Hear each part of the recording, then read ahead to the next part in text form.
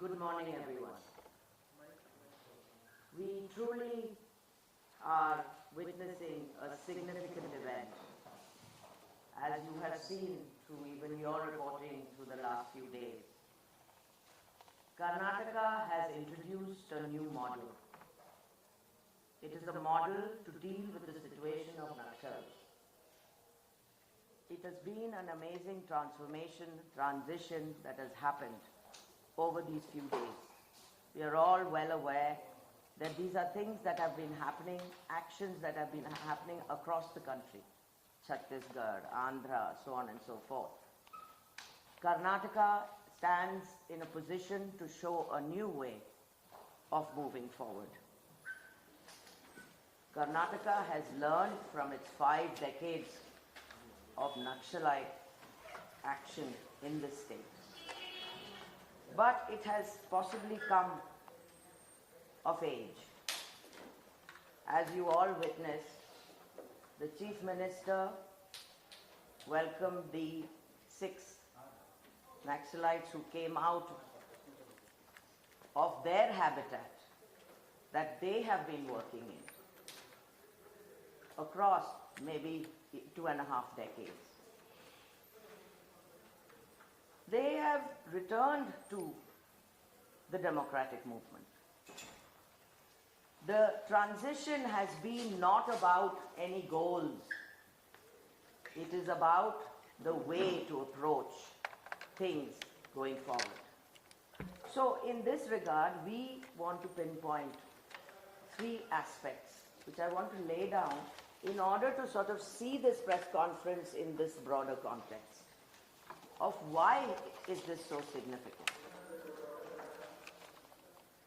The 6 Naxalites, when they came out, said very, very clearly to the government and to the broader society that this is not a surrender. And I will quote, "We have not abandoned the struggle. We are changing the path of struggle, and we will continue to fight for the people till the very end of our lives." This is significant because there is a unity of the goal and the means are changing with time. So, going further, there has also been a statement of saying that we are not coming out with any fear or pressure. We are coming out because we feel that the next stage of our struggle needs to transit into another approach. Government in this situation has provided that opportunity. So, it is important to acknowledge that the coming together of how the Naxalites intended to change their path of resistance, of struggle, shifting from armed struggle to the democratic struggle. This is important. It is important for you as media also to project this as not something as Naxalites being, that is a nuisance that happens on the side. There is a response here on a social justice issue which is deep-rooted in this society. People choose different paths. The time has come for these 6 courageous people to actually take a new path, to this new path. So, civil society, so this has sort of this creation of this new model has we beseech you to create a new language on this new way of things going forward. The second thing, why should there be a new language? Because there is a new teamwork, a new partnership, there is a new way of working between which in a democratic society must happen. And this is the moment which has shown that when civil society and government work together, magic can happen. And I invite you and urge you to think of the magic that has just happened. It is truly one of those moments which, if you were to look at it in a chemistry lab, when you add the right ingredients into an experiment, and it is a success. but those ingredients are important. Civil society played a role, and a very significant role, in convincing and working with the Naxals to consider and think beyond what they were already thinking about as to which is the way forward at this time. The government provided the framework in which this could actually happen. So surely you could see how this teamwork has actually worked. The role here, I would like to urge and underline, is that civil society has played a very significant role in initiating this process, but taking the surety of the government that they will also stand by their own responsibilities. This is partnership. This is teamwork, with the trust, the coordination, and an extremely pinpointed, decisive way of working together. And thirdly, and finally, we must remember we live in a society with deep, deep injustices. You report it every day on a daily basis. There are struggles that continue in this country in various ways. We have just witnessed something which has transited. But the energy in that has sustained, because the Naxals themselves have said the goals haven't changed, the approach has. And therefore, we actually caution that going forward, this force that is getting channeled cannot be resisted against. It has to find its right channel to create the kind of impact we require as a broader society. This is not a battle of 6 Naxals. This is the goals that we will all be very familiar with, whether it's land rights, whether it's food security, or whatever it might be. But equal rights is not something we practice on a daily basis in this country. So, I want to end with saying, this force must be channeled into serious, uncompromising, democratic force of struggle and enabling that. This is something significant for the state, most definitely, but it is something that is going to be significant going forward for this country as a whole. And you will play a role in seeing those differences. What happens in Chhattisgarh is very different from what happens in Karnataka. Ask the question why. So therefore, this is something to just frame it for you in terms of how we want to move forward in this press conference. So we will be going into the background of what is the basis on which we have arrived at this place. We will move into the chronology of things, the way they rolled out over these days that have passed. And then we will look at the future and the expectations and responsibilities that we see ahead. So thank you very much, and I would like to pass it on to Mr. Ramesh here to take us through the background. Thank you. ಗೆಳೆಯರೆಲ್ಲರಿಗೂ ನಮಸ್ಕಾರ. ತಾರಾರಾವ್ ಅವರು ತಮ್ಮ ದೀರ್ಘಕಾಲದ ಅನುಭವ, ಅದರ ಹಿನ್ನೆಲೆಯಲ್ಲಿ ಇದುವರೆಗೂ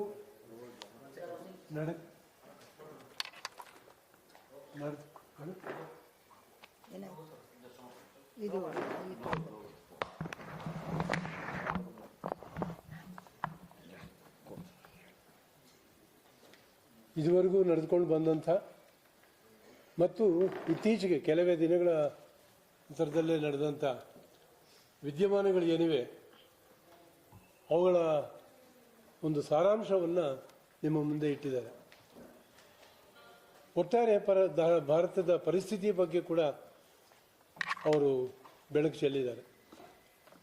ಈಗ ನಾನು ಇಲ್ಲಿ ಮುಖ್ಯವಾಗಿ ಮಾಡಬೇಕಾದಂಥ ಕೆಲಸ, ಮೊನ್ನೆ ಜನವರಿ 8ನೇ ತಾರೀಕಿನಂದು ಕರ್ನಾಟಕದ ಮುಖ್ಯಮಂತ್ರಿಗಳ ಮುಂದೆ ಬಂದು, ನಾವು ಸಾಮಾನ್ಯವಾಗಿ ಮುಖ್ಯವಾಹಿನಿ ಅಂತ ಏನನ್ನು ಕರಿತೀವಿ, ಆ ಒಂದು ಜಾಗಕ್ಕೆ ಪ್ರವೇಶ ಮಾಡಿದಂಥ 6 ಜನ ನಕ್ಸಲರು ಮತ್ತು ಅದು ಹೇಗೆ ನಡೆದು ಬಂತು ಅನ್ನೋದರ ಒಂದು ಹಿನ್ನೆಲೆಯನ್ನು ಕೊಡಬೇಕಾದಂಥದ್ದು. ಈ ಸಂದರ್ಭದಲ್ಲಿ ಇನ್ನೊಂದು ತುಂಬ ಮುಖ್ಯವಾದಂಥ ಮಾತನ್ನು ಕೂಡ ಹೇಳೋದಕ್ಕೆ ಬಯಸ್ತೇನೆ. ನಾವು ಶರಣಾಗತಿ ಅನ್ನೋ ಪದವನ್ನು ಬಳಸೋದಿಲ್ಲ. ನೀವಾಗಲೇ ಗಮನಿಸಿರಬಹುದು, ತಾರಾರಾವ್ ಅವರು ಕೂಡ ಸರೆಂಡರ್ ಅನ್ನೋ ಪದ ಬಳಸಲಿಲ್ಲ. She said they came out into the mainstream. ಸರ್ಕಾರಿ ವಲಯದಲ್ಲಿ ಆ ಪದನೇ ಬಳಕೆಯಲ್ಲಿದೆ. ಒಂದು ಸಮಿತಿ ಇದೆ, ಅದು ಶರಣಾಗತಿ ಮತ್ತು ಪುನರ್ವಸತಿ ಸಮಿತಿ ಅಂತ. ಅದು ಸರ್ಕಾರದ ಭಾಷೆ. ಆದರೆ ನಾಗರಿಕ ಹಕ್ಕುಗಳ ಬಗ್ಗೆ ಯೋಚನೆ ಮಾಡುವಂಥರ ನಾವು ಶರಣಾಗತಿ ಅಂತ ಬಳಸೋದಿಲ್ಲ. ಬದಲಿಗೆ ಮುಖ್ಯವಾಹಿನಿಗೆ ಅಥವಾ ತಮ್ಮ ಮಾರ್ಗವನ್ನು ಬದಲಿಸಿ ಹೊರ ಜಗತ್ತಿಗೆ ಬಂದಂಥವರು. ಇಂಗ್ಲೀಷ್ನಲ್ಲಿ ಬೇಕಾದರೆ ಅದನ್ನು ಸರೆಂಡರ್ ಅನ್ನೋದಕ್ಕಿಂತಲೂ ಕೂಡ ಸರ್ಫೇಸ್ ಅಂತ ಬಳಸೋದೇ ಹೆಚ್ಚು ಸೂಕ್ತ ಅಂತ ನಾನು ಭಾವಿಸ್ತೇನೆ. ಹೀಗೆ ಇದುವರೆಗೂ ಕೂಡ ಭೂಗತರಾಗಿದ್ದು ತಮ್ಮ ಹೋರಾಟವನ್ನು ನಡೆಸ್ತಾ ಇದ್ದಂಥ ಈ 6 ನಕ್ಸಲರು 8ನೇ ತಾರೀಕು ಜನವರಿ 8ನೇ ತಾರೀಕು ಮುಖ್ಯವಾಹಿನಿಗೆ ಬಂದು ಸೇರಿರೋದು ತುಂಬ ಪ್ರಮುಖವಾದಂಥ, ಮುಖ್ಯವಾಗಿ ಕರ್ನಾಟಕದ ನಕ್ಸಲ್ ಹಿಸ್ಟ್ರಿ. ಯಾಕೆಂದರೆ ನಕ್ಸಲ್ ಹಿಸ್ಟ್ರಿ ನಮ್ಮ ದೇಶದಾದ್ಯಂತ ಇದೆ. ಆದರೆ ಒಂದೊಂದು ರಾಜ್ಯದಲ್ಲೂ ಕೂಡ ಒಂದೊಂದು ರೀತಿಯಲ್ಲಿದೆ. ಬೆಂಗಾಲ್ನಲ್ಲಿ ಒಂದು ರೀತಿ ಇತ್ತು, ಆಂಧ್ರದಲ್ಲಿ ಒಂದು ರೀತಿ ಇತ್ತು, ಕರ್ನಾಟಕ, ಕೇರಳ, ಈಗ ಛತ್ತೀಸ್ಗಢದಲ್ಲಿ ಒಂದು ರೀತಿಯಾದಂಥ ಏನು ಚರಿತ್ರೆ ನಡೀತಾ ಇದೆ. ಆದರೆ ಕರ್ನಾಟಕದಲ್ಲಿ ಈ ಚರಿತ್ರೆ ಇದೆಯಲ್ಲ, ನಕ್ಸಲ ಚರಿತ್ರೆ, ಇದು ಬೇರೆದಕ್ಕಿಂತಲೂ ಕೂಡ ಬೇರೆ ಒಂದು ವಿಭಿನ್ನವಾಗಿರುವಂಥದ್ದು. ಅದು ತುಂಬ ಸಹಜನೇ. ಯಾಕೆಂತಂದರೆ ಈ ರಾಷ್ಟ್ರದಲ್ಲಿರುವಂಥ ಒಂದೊಂದು ರಾಜ್ಯಕ್ಕೂ ತನ್ನದೇ ಆದಂಥ ಒಂದು ಐಡೆಂಟಿಟಿ ಇದೆ, ಒಂದು ವಿಭಿನ್ನತೆ ಇದೆ. ಹಾಗಾಗಿ ಆ ಹಿನ್ನೆಲೆ ಏನಿದೆ, ಸಾಮಾಜಿಕ ಆರ್ಥಿಕ ಹಿನ್ನೆಲೆ ಏನಿದೆ, ಆ ಹಿನ್ನೆಲೆಯನ್ನು ಆಧರಿಸಿ ಅಲ್ಲಿ ವಿದ್ಯಮಾನಗಳು ನಡೀತಾ ಇರುತ್ತೆ. ಆ ಕಾರಣದಿಂದಾಗಿ ಕರ್ನಾಟಕದ ನಕ್ಸಲ್ ಹಿಸ್ಟ್ರಿ ಸ್ವಲ್ಪ ಭಿನ್ನವಾಗಿರುವಂಥದ್ದು. ಇಲ್ಲಿ ಹತ್ತಿರ 3 ದಶಕಗಳ ಕಾಲದಿಂದಲೂ ಕೂಡ ಅದು ನಡೀತಾ ಇರುವಂಥದ್ದು. ಈ ಹಿಸ್ಟ್ರಿ ಒಳಗೆ, ಈ ಚರಿತ್ರೆಯ ಉದ್ದಕ್ಕೂ ನಾವು ಹಲವಾರು ಹೆಸರುಗಳನ್ನು ಕೇಳ್ತೀವಿ. ಅದರಲ್ಲಿ ತುಂಬ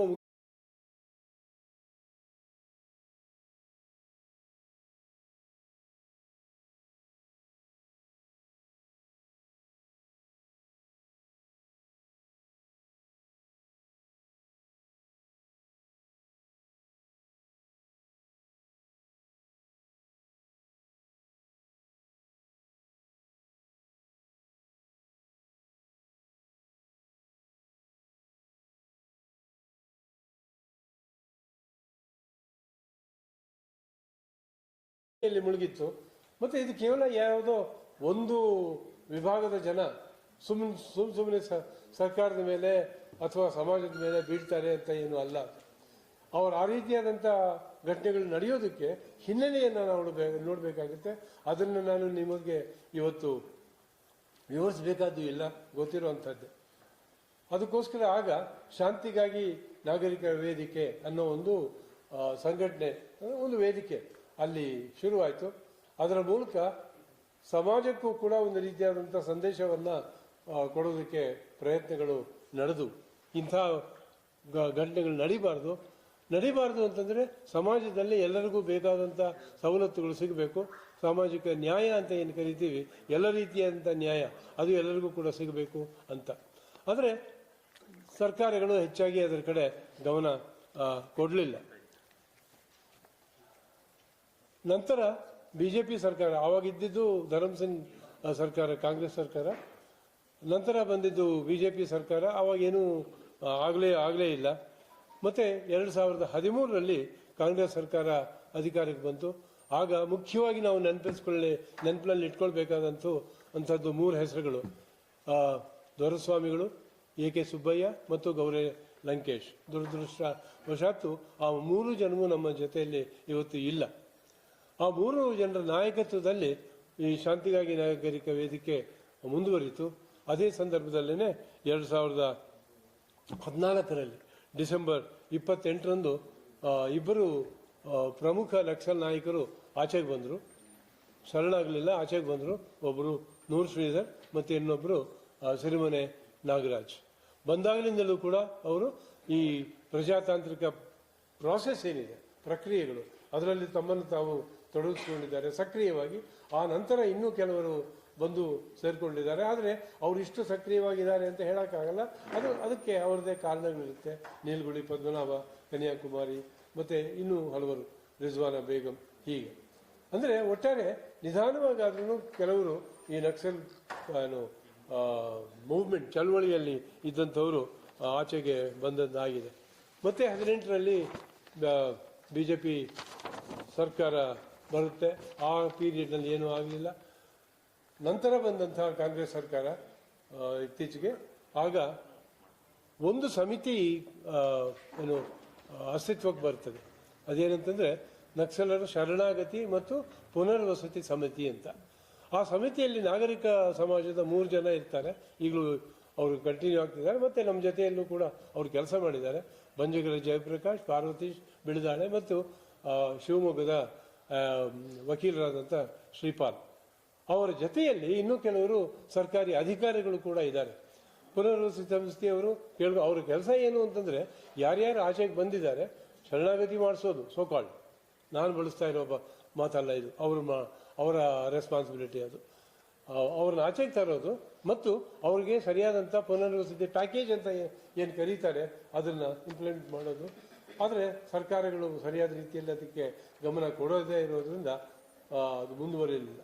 ಕೊನೆಯಲ್ಲಿ ಆಗಿದ್ದು ನವೆಂಬರ್ 18ರಂದು ಒಂದು ಎನ್ಕೌಂಟರ್ ನಡೀತು. ಅದು ವಿಕ್ರಮ್ ಗೌಡ. ಆ ವಿಕ್ರಮ್ ಗೌಡ ಎನ್ಕೌಂಟರ್ ನಡೆದ ಮೇಲೆ ಮತ್ತೆ ಕರ್ನಾಟಕ ಸಮಾಜದಲ್ಲಿ ಒಂದು ರೀತಿಯಾದಂಥ ಆಘಾತ, ಈ ಸಮಾಜ ಆಘಾತವನ್ನು ಅನುಭವಿಸ್ತು. ನಂತರದಲ್ಲಿ ಹೊಸ ವಿದ್ಯಮಾನಗಳೆಲ್ಲ ನಡೀತು. ಒಂದು ರೀತಿಯಾದಂಥ ಸಂಪರ್ಕ ಸಿಕ್ತು. ಹಾಗಾಗಿ ಯಾರು 6 ಜನ ಭೂಗತರಾಗಿದ್ದರು ನಕ್ಸಲರು, ಅವ್ರಿಗೂ ಮತ್ತು ಶಾಂತಿಗಾಗಿ ನಾಗರಿಕರ ವೇದಿಕೆ ನಡುವೆ ಒಂದು ರೀತಿಯಾದಂಥ ಸಂಪರ್ಕ ಸಾಧಿಸೋದಕ್ಕೆ ಸಾಧ್ಯ ಆಯಿತು.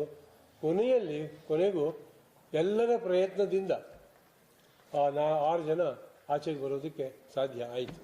ಆದರೆ ಇದು ಒಂದು ಹಂತ ಮಾತ್ರ. ಆಚೆಗೆ ಬಂದಿದ್ದರಿಂದ ಆಗೋಯ್ತು ಅಂತಲ್ಲ. ಇವತ್ತು ನಿಮ್ಮೆಲ್ರಿಗೂ ಗೊತ್ತು, ಅವರು ಕಾಡಿನಿಂದ ಜೈಲಿನಲ್ಲಿದ್ದಾರೆ.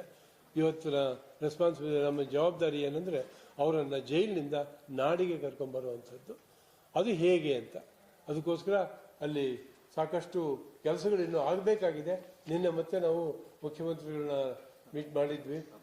ಅದನ್ನು ಅವ್ರು ಹೇಳ್ತಾರೆ ಆ ವಿವರಗಳನ್ನು. ಅಲ್ಲಿ ಇನ್ನು ಮುಂದೆ ಆಗಬೇಕಾದಂಥ ಏನು ಕೆಲಸಗಳಿವೆ ಅವುಗಳ ಬಗ್ಗೆ ಸ್ವಲ್ಪ ಚರ್ಚೆ ಆಗಿದೆ. ಮುಖ್ಯಮಂತ್ರಿಗಳು ಅದಕ್ಕೆ ಸರಿಯಾದಂಥ ರೀತಿಯಲ್ಲಿ ಸ್ಪಂದನೆಯನ್ನು ಕೂಡ ತೋರಿಸಿದ್ದಾರೆ. ಇಷ್ಟು ಹಿನ್ನೆಲೆಯಲ್ಲಿ ಇಷ್ಟೆಲ್ಲ ಕೆಲಸಗಳು ನಡೆದಿವೆ.